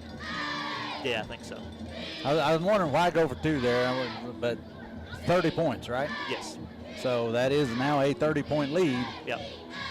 It's now 37-7 Meigs County, 9:28 to go. Back in 30 seconds. Hi, this is Jim Fairweather, owner and founder of Fairweather Financial. It has been my pleasure and honor to sponsor the Countdown to Kickoff since 2005. A good football team takes a good coach, just like financial planning. When you need us, we'll be here. Just Google Fairweather Financial or like our Facebook page. Go Wildcats! Securities offered through LPL Financial, member FINRA SIPC.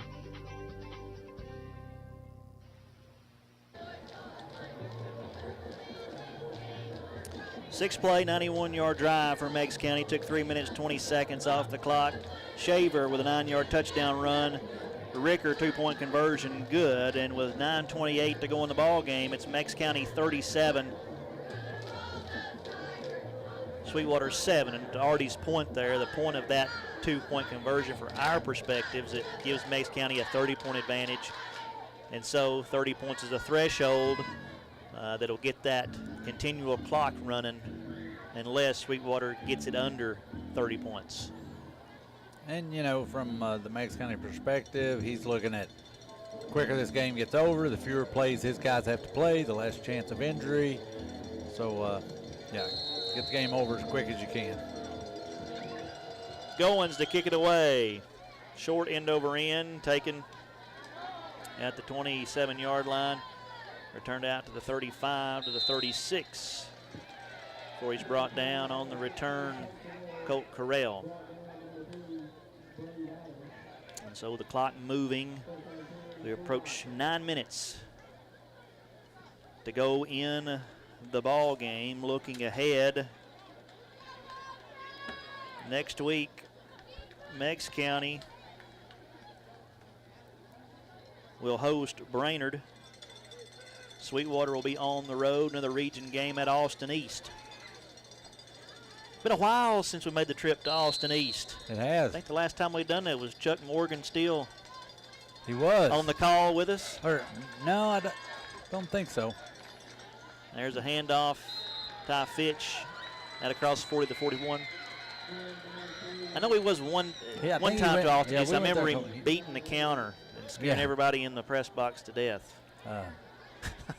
Yeah, no, I don't think that was the last. I think we went once without him. Okay. Now you talk concession stands. Austin East is the only place I've been to that they'll do some wings, like bread them up right there in front of you, drop them in the hot grease. Handoff, Ty Fitch again. Nice run, Ty Fitch out across the 45, near midfield before he's brought down. That'll be a Sweetwater first down on the legs of Ty Fitch. They're going to spot him short of midfield at the 49-yard line. 7:45 to go, 37-7, Meigs County. Sweetwater tonight has had no answer for Meigs County's ground attack. Oh, they haven't. I mean, not at all. But to tease next week a little bit, there's a good story about when we were there that has to do with rivalries and how they impact you at Austin East. I'll save that for next week, so make sure you tune in. Yeah, that was interesting. I know where you're headed with that one. Ty Fitch. And Ty Fitch across midfield down to the 45 to the 43. It's a good teaser, and hopefully people tune into that story because we've never experienced anything like that again. I mean, we all think we know what rivalries are and what they mean. I mean, the rival opponent was nowhere in sight. It was Sweetwater Austin East, but just I want to give it away, a mention of a. We'll leave it at that, a mention of the name. And we didn't do it. Yeah. Second down and 2. Ty Fitch on the carry again. Nothing doing on that play. Bring up third down and 2 for Sweetwater at the Meigs County 43-yard line. We're down 6.5 minutes to go in the ball game. 37-7, Meigs County leads. Be sure to stay tuned after the game for the Wildcat Wrap-Up Show, brought to you by Jackie Jones Ford. We'll recap tonight's action, have final game stats, interview the head coach of the Wildcats, Tommy Bunch, Domino's player of the game, score updates from around the area. What else can we do while we're off a long list? We're going to get it done. We'll think of something. Wing T formation, handoff. Fitch still running just shy of the 40-yard line. That should be a Wildcat first down on third down and short. So Sweetwater at Austin East next week. We'll have the broadcast for you. Meigs County hosting Brainerd. We won't have the broadcast for that. No.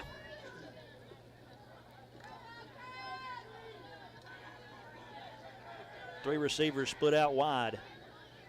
Paris comes in motion, going to get the handoff. Jet sweep. Paris, nice move down inside the 35. Brought down around the 32-yard line. Jeremiah Paris, a nice carry. So Sweetwater going to fall to 1-1 in region play. Meigs County going to improve to 2-0 as those region standings begin to shape up. Meigs County will be the only team undefeated in region play. Ball's loose. Ball's loose. Looks like Nolan fell on it. Got back on it. Yeah, the snap dropped there. Meigs County a good football team. Oh, indeed they are. Indeed they are. They've got Brainerd, they said, next week, then at Scott, and host Austin East and host Kingston to finish the season. So I'll see how that shapes up. Sweetwater, Austin East next week, at Campbell County after that, then Oneida, McMinn Central, and Scott County to finish the season. Second down and 2. Second down and 12. Here's handoff Jeremiah Paris. Paris down to the 25-yard line, knocked out of bounds around the 22-yard line. It's hard to believe as this game ends tonight. It'll be, well, we're at halfway point of the season now. But Sweetwater, this will complete their 5th game of the season. So halfway through their season, their schedule just seemed like we started last week. You just wait so long for football season to get here, and then all of a sudden you look around and say, halfway. Yeah. Handoff, Fitch, and they lost the football. It's going to be scooped up by Meigs County at the 30-yard line, return to the 40, across midfield down to the 45 to the 40. He's gone. 25-20, 15-10-5. Touchdown, Meigs County, the scoop and score. Keegan Linker.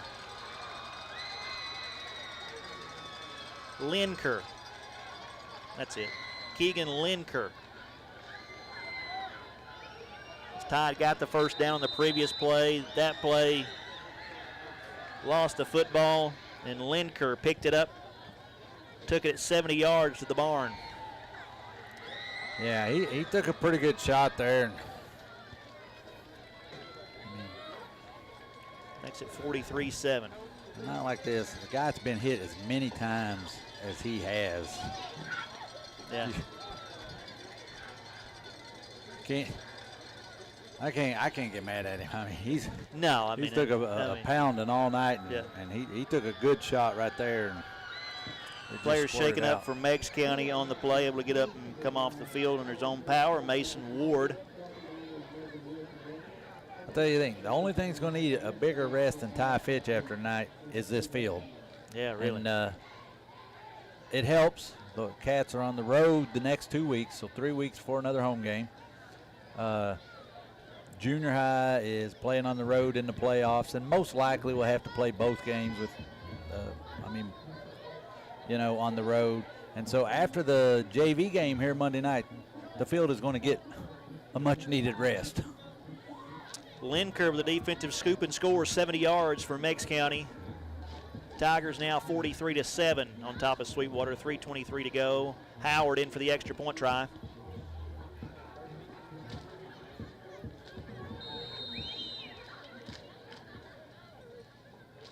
Snap, hold, kick is up, and it is good. 3:23 to go. It's now Meigs County 44, Sweetwater 7 as you listen to Wildcat Football on WMTY and WDEH.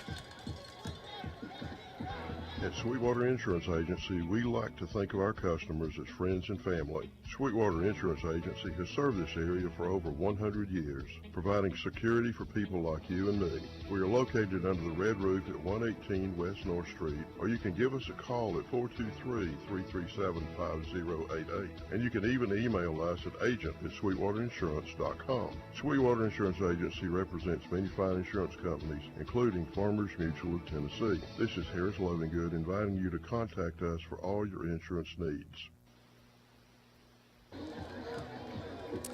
Defensive score for Meigs County now makes it 44-7, 3:23 to go in the ball game.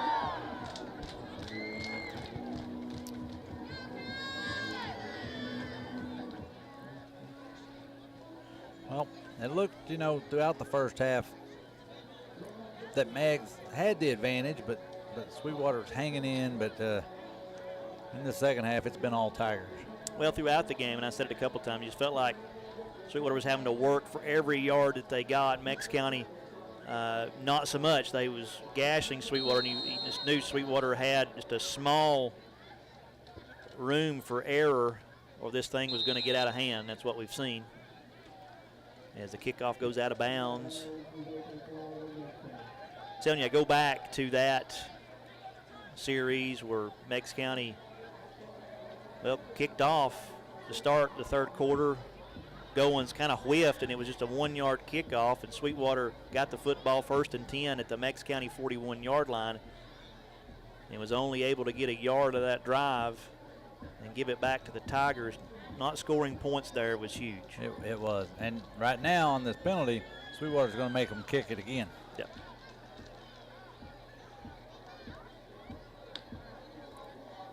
Because it went out of bounds ahead of the 35-yard line, so at that point you can pick the spot or have them to re-kick. And they're hoping that a return will get more than that.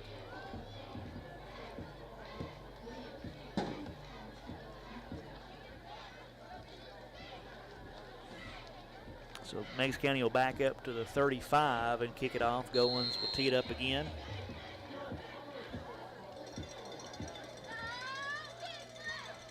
And that's angled toward the sideline again and goes out of bounds. Another flag. They are not looking to let Sweetwater get a return. That was somewhat dangerous because that was very close to that sideline. Of course, it went out of bounds, but Meigs County was right there. Had that fail in bounds, it would have went the 10 yards. Meigs County could have recovered. At this point, with 2 minutes to go, up 40-47. But I'm just saying, in that scenario, Sweetwater's got to get over there and not just look to see if that ball goes out of bounds, because that could have been a no man's land if it fell in play. And I don't understand this from Meigs County. You're around 2 minutes to go, up 44-7 with a running clock. Just kick it off. Kick the ball to them. What's it matter? Well, I agree. I'm not sure if they're intentionally or the young man's having trouble kicking it straight or what's that. I'm not sure if it's intentional. We'll see.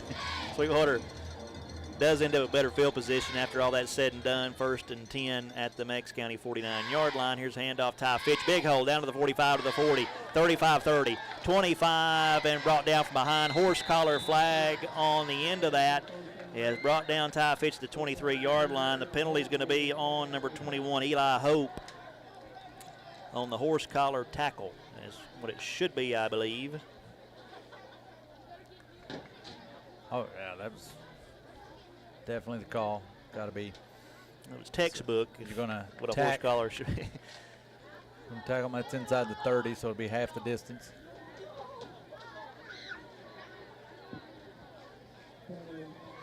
That's what it is. Personal foul, horse collar. Rose said the heck with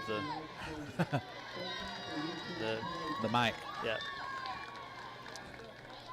Sweetwater may get one more play off here. Coming up to the line. Dacus under center. Gives to Paris off the right side. He busts it to the outside. Paris. Jeremiah Paris is going to score with 10 seconds to go in the ball game.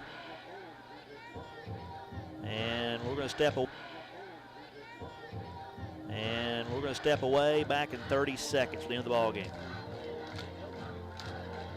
No matter who you're rooting for, you can always count on the winning team at Volunteer Federal, a strong, friendly, full-service bank that's been making mortgages locally since way back in 1974. Our friendly professional staff is always ready and willing to help with your financial needs. And with convenient branches in Sweetwater, Madisonville, Von Orr, and Tellico Plains, we're just around the corner at the home of better banking. Come home to better banking at Volunteer Federal. We're Monroe County's oldest locally owned bank. Volunteer Federal, member FDIC, and equal housing lender. So Sweetwater scores. Jeremiah Paris, 12-yard touchdown run, the Prince extra point. 10 seconds to go in the ball game. 44-14, Meigs County leads. Sweetwater going to fall to 2-3 overall in the season, 1-1 in region play. Meigs County going to improve to 5-1 overall, 2-0 in region play.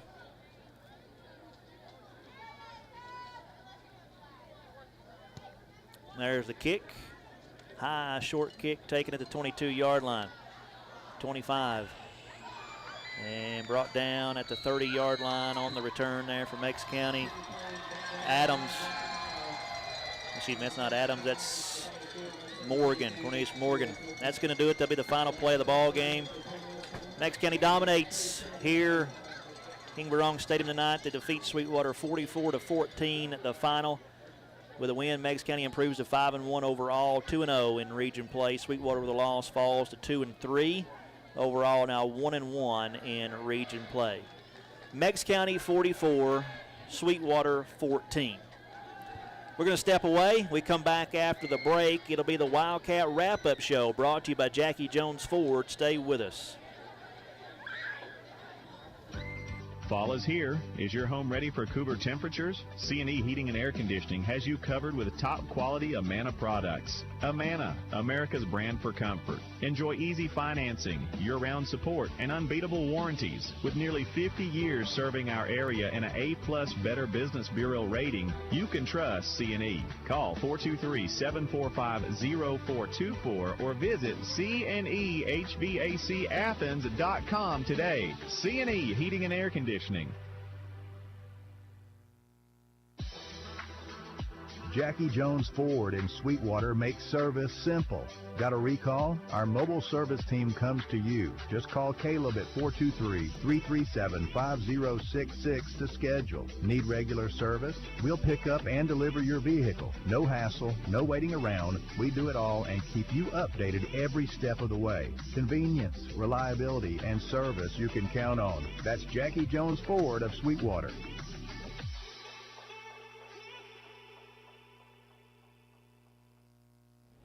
People's Bank of East Tennessee is cheering on all our local high school teams this season. Visit any of our local branches and show your support for your school by getting a custom Sweetwater Wildcats, Sequoia Chiefs, or Tellico Plains Bears School Spirit debit card. They offer online and mobile banking, bill pay, mobile check deposits, as well as person-to-person payments. People you know, people you trust. People's Bank. Locally owned and serving the community since 1997. Member FDIC, Equal Housing Lender.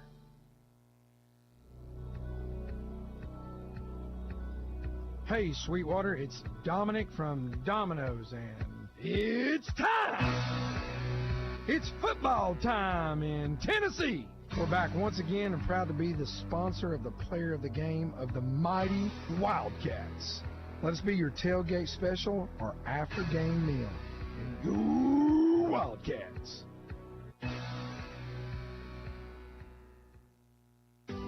I'm Scott Wilson, principal broker and owner of Realty Executives Main Street in Sweetwater. We are the true area experts in real estate. Our knowledgeable team will assist you in selling or buying your next property. We provide hard work and attention to detail to make sure we deliver the results you're looking for. Contact Realty Executives Main Street today. We're located at 307 North Main Street, Sweetwater, or call 423-836-9494.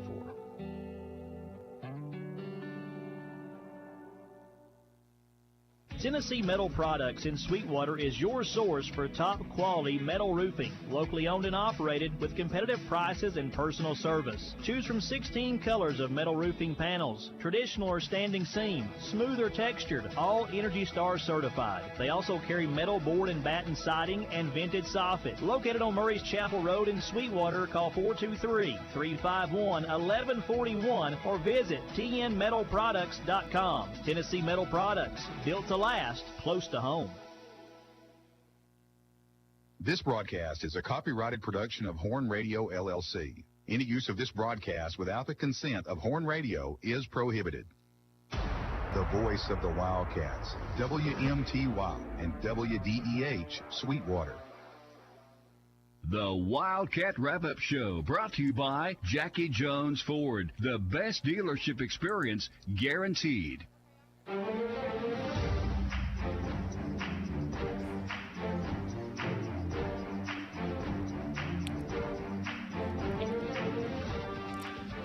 The Wildcat Wrap-Up Show brought to you by Jackie Jones Ford. The final, Meigs County 44, Sweetwater 14, as the Tigers now make it 11 in a row over the Sweetwater Wildcats. And Sweetwater just had no answers for Meigs County tonight.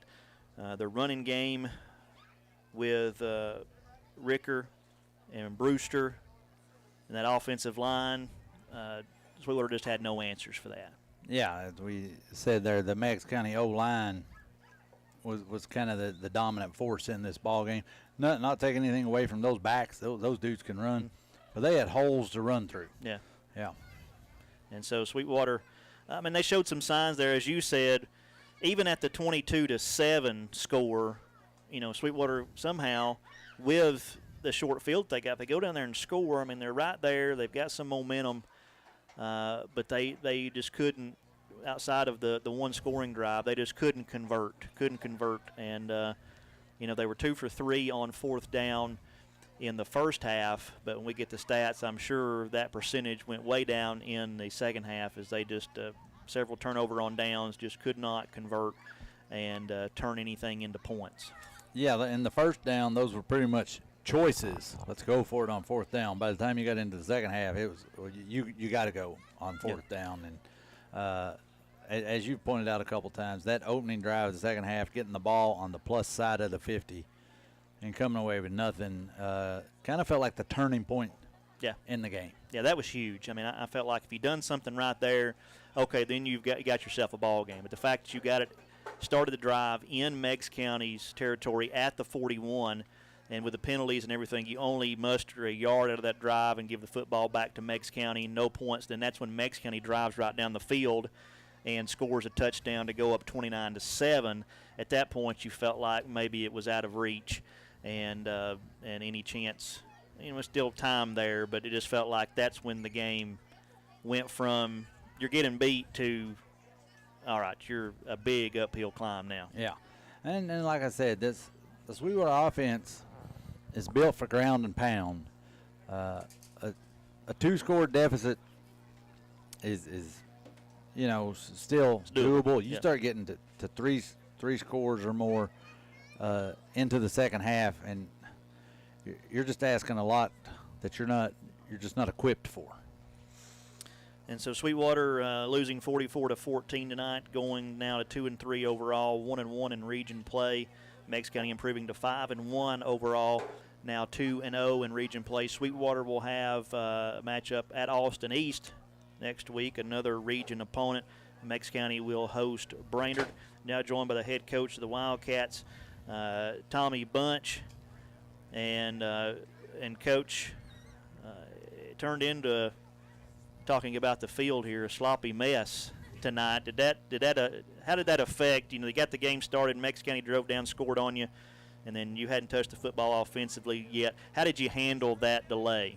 Yeah, actually, you know, our practice prep all week kind of prepared us for that. With it being homecoming week, there were a lot of disruptions to our practices and our school schedule. So, you know, when we ran a delay, you know, we actually told the kids, hey, we've practiced this all week. You know, we'd get started, and then we'd have to go do something else, and then we'd get started back with practice. So I don't think that really affected us as far as the overall game goes. You know, I don't think that had anything to do with the outcome of the game.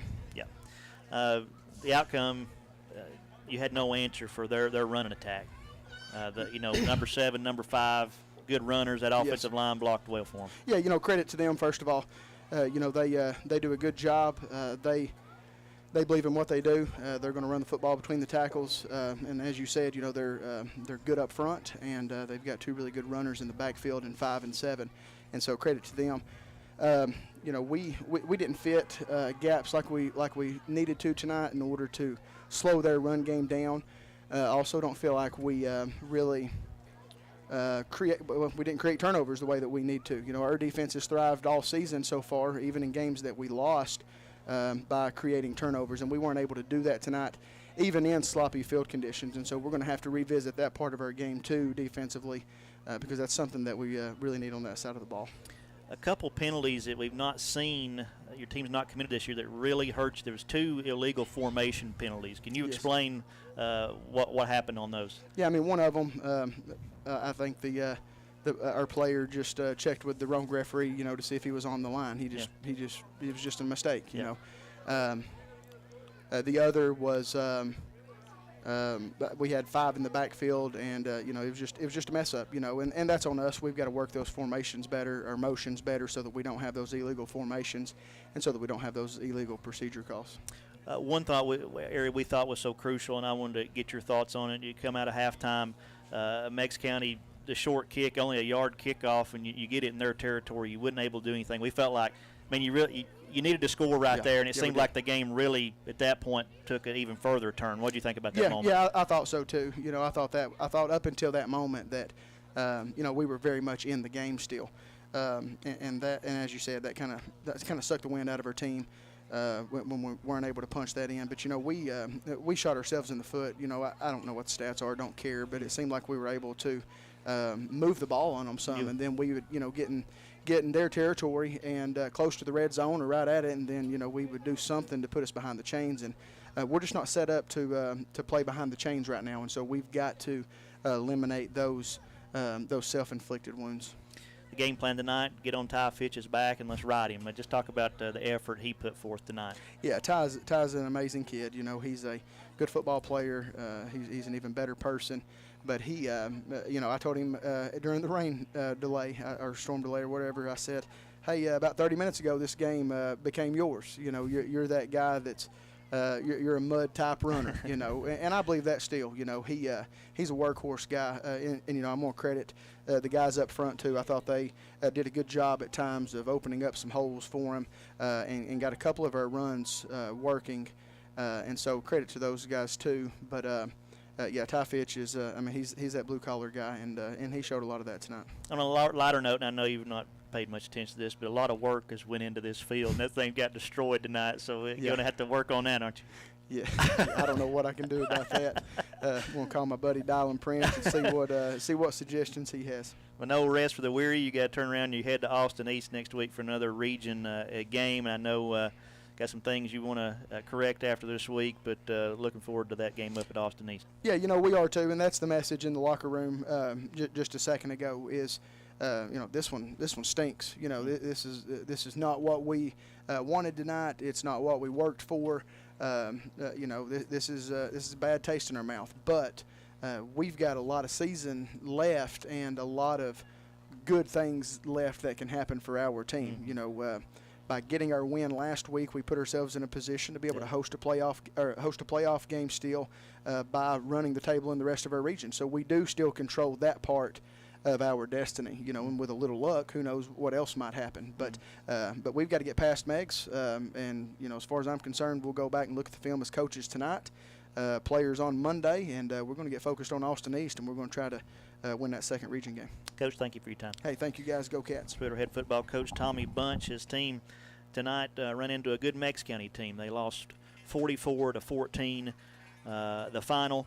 And it's tough, and I appreciate him coming up, and he's trying to build a program here, and it's always tough interviewing a loss like that. It is, but it's just part of the deal that we do, and we appreciate. Sometimes you get a coach that only wants to come up when they win. I appreciate a coach We've that had come those. up win and losses will still come up here. So we appreciate Coach Bunch for that. As you listen to the Wildcat Wrap-Up Show, brought to you by Jackie Jones Ford. You got the numbers, my man? Okay. All right. Brian Nile doing a good job for us. Let's start with team totals right now. Final game stats. Meigs County, 44 points on the board. They had 13 first downs in the game. Gaudy rushing numbers, 33 rushes, 362 yards per rush. That's better than 10 yards a rush. Was 1 for 1 passing. Threw the ball one time, 15 yards, 34 total plays, 377 yards total offense. 10 penalties, though, for 70 yards. I know Coach Simbeck will want to address that.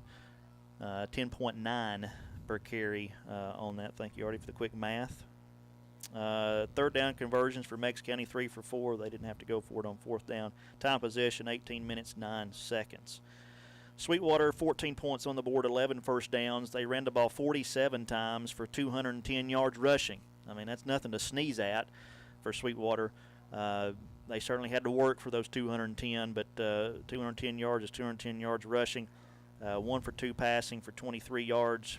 Total plays 49 for 233 yards total offense for the Wildcats. 8 penalties for 40 yards. They turned the ball over once. 3 for 11 on 3rd down, 2 for 5 on 4th down. Time possession 26 minutes and 8 seconds. Meigs County 14-0 in the first quarter. Sweetwater won second quarter. Meigs County still won the second quarter 8-7, but that's when Sweetwater scored one of their touchdowns in the second quarter.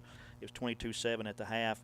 Meigs County added a touchdown in the third. That was big. That's when Sweetwater had the short field, didn't score, and then Meigs County turned around and went down and scored. And then Meigs County scored 15 in the fourth quarter to Sweetwater 7 there at the end, 44-14. The final scoring individual stats, first for Meigs County. Brewster, the quarterback, 12 carries, 169 yards, and 2 touchdowns. Ricker, 14 carries, 137 yards, and a touchdown. Combs, 2 carries, 27 yards. Shaver, 3 carries, 25 yards, and a touchdown. And passing, Brewster 1 for 1, 15 yards. Goins was the receiver on that one pass for 15 yards. Sweetwater, Ty Fitch, 37 carries for 156 yards. Paris, 8 carries, 54 yards, 2 touchdowns. Dacus, 1 for 2 passing, 23 yards. Paris with the reception of that 23-yard pass. Artie, you got anything defensively you wanted to focus on? Let's see here. We got the leading tackler tonight was Landon Murphy. I got him down for 6. I got Jackson Powell for 4.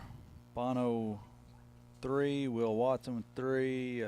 Paris with 4. Dacus with a couple, and several other guys pitching in with 1 or 2 here or there. Any scores you want to focus on, updates before we get to our Domino's player of the game?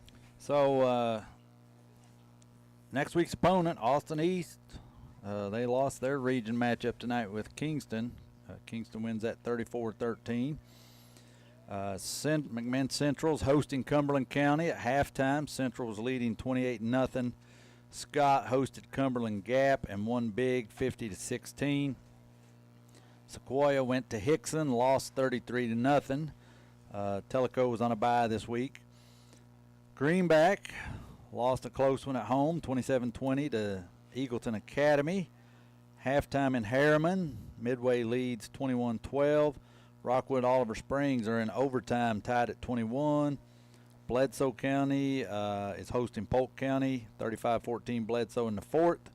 Loudon went to East Ridge, got the shutout win, 17-0. And McMinn County went to Ooltewah and won at 61-6. Our final here, Meigs County 44, Sweetwater 14. Remember our picks contest we have going on our social media page right now. Jump on there. If you haven't done that, you have to 3:30 tomorrow to get your picks in. Go in, WMTY 98.3 Facebook page. Scroll down to the contest there. You got the Oregon versus Penn State game you're going to pick. You've got the LSU Ole Miss game you're going to pick. Whoever gets the closest will win a $50 gift card to Bradley's Barbecue and Bradley's Sweetside. If you don't have a Facebook, go to our website, WMTY983. Send us a message through there. It'll come to me. You can get your entry in that way as well. Make sure you're putting scores on there. It's not just picking the winner. Yeah, you got to pick. Just follow the rules on that post. But, yeah, if you don't have the Facebook, you're picking who's going to win each of those games. Oregon, Penn State, LSU, Ole Miss. Put a score with both. And then whoever gets the closest will win the $50 gift card. Brought to you by our friends at Valley Insurance. Live life protected. Valley Insurance. And Valley Insurance on a daily basis, Monday through Friday, also brings us Know Your Wildcat, a chance for all y'all out there to get to know these names that you hear us talk about.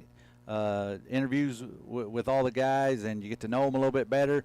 And everyone we've done so far, coaching staff, senior class, junior class, we're midway through the sophomore class. Get on the 98.3 Facebook page. You can scroll backwards. They're all still there. Looking at just this week, Monday we had Will Watson. Tuesday we had Braden Dow. Wednesday was Landon Dacus. Yesterday, Jeremiah Wilson. And just a couple hours before kickoff tonight, we put Peyton Fordham up. So that's what we got this week. And come Monday, we'll continue on with that sophomore class. I saw Jeremiah Wilson yesterday. I think going viral, it looked like. Man, that was everybody carrying on with that thing. Hey, I'm telling you, some of these dudes are racking it up. And since he's still standing here, I'm just going to tell you, Corbin Niles kind of the guy he's like over 6,000 or something last time I looked. Oh, really? Yeah, but so they're all still on there, so folks, go scroll back, check them out, and get those views up for all these young fellas. So they're out here doing their best to represent y'all every week. Speaking of Nile right here, stat man, but you mentioned there again, I want to thank him for bringing food over from his restaurant, Smoking Bones, and putting the press box. It was much appreciated tonight. Thank you, sir. That sauce was some good stuff. Whatever you put on there tonight, that was good stuff. Go see over in Von Orr, Smoke and Bones. Sweetwater didn't have anything for Meigs County tonight. The Tigers win 44-14. We appreciate all of our sponsors. Let me run through them while we got just a second here. Our sponsors, Ag Central Co-op, C&E Heating and Air, City of Sweetwater, Chota, Domino's, Fairweather Financial, Fat Hats Grill, Sweetwater Family Eye Care, Jackie Jones, McDonald's, Napa Auto Parts, Paramount Insurance, People's Bank of East Tennessee, Realty Executives Main Street, Sarah's Paul Paradise, Sweetwater Hospital Association, Sweetwater Crossings, Sweetwater Insurance Agency, Star Regional Medical Center, Tennessee Metal Products, Valley Building Supply, Valley Insurance, and Volunteer Federal Bank. Thank you to our sponsors. 44-14 the final. Meigs County defeats Sweetwater. Sweetwater next week, as we said, region opponent at Austin East. We'll have the broadcast for you, and our coverage will begin at 5:50 with Murphy's matchup. 6:20 Ask Junior segment. 6:30 View from the Sideline, brought to you by Valley Insurance. And then at 6:45 the Fairweather Financial countdown to kickoff. 7 o'clock the kickoff. Sweetwater at Austin East. See if the Wildcats can get back in the win column and get another region win at the Roadrunners of Austin East. That's going to do it for our broadcast tonight. Yes? You pointed at me. I did. We got to forget our Domino's play of the game. We. Yeah, you didn't. I did. You had a rough night here. Well, I've had You're deferring, aren't you? A lot going here. Domino's player of the game. And we really with no discussion to be had. Maybe that's why I forgot about it. It was just, it was just understood. Ty Fitch. Ty Fitch. He was just a pack mule. Like I said, he told them, you guys don't worry about the mule. You just load the wagon. I'll carry the load, and he did. He brought it tonight. 37 carries for Ty, 156 yards. He's probably in the ice bath right now, wouldn't you say? Oh, I'm sure. You tune in to all the games tomorrow, Sunday. See how many dudes get 37 carries this weekend. I mean, that's going to be rare territory. Congratulations, Ty Fitch, our Domino's player of the game. Appreciate Domino's of Sweetwater sponsoring that, and for his effort, Ty Fitch will receive a certificate for a free pizza from the Sweetwater Domino's. Now we done? We're done. All right, 44-14, Meigs County gets the win over the Sweetwater Wildcats. We'll see you next week from Austin East. Appreciate you listening. Appreciate our sponsors. For Artie Gross here with me, Brian Nile. We got Riley Hamill running the camera for us. We got Jacob Keener back to station running master controls. Brian Birchfield saying good night, everybody. The Wildcat Wrap-Up Show has been brought to you by Jackie Jones Ford, the place to go to buy or sell your vehicle.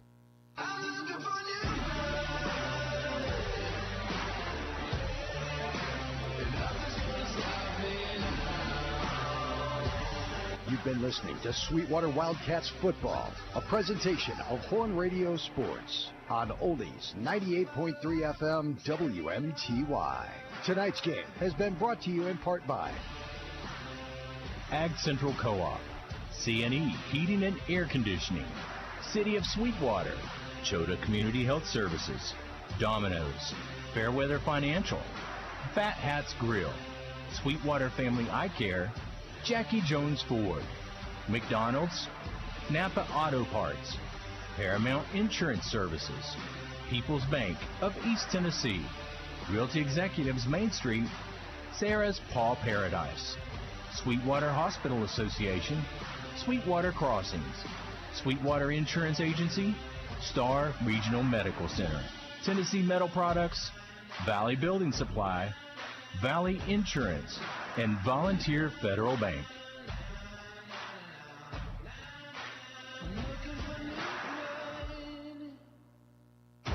the voice of the Wildcats, WMTY and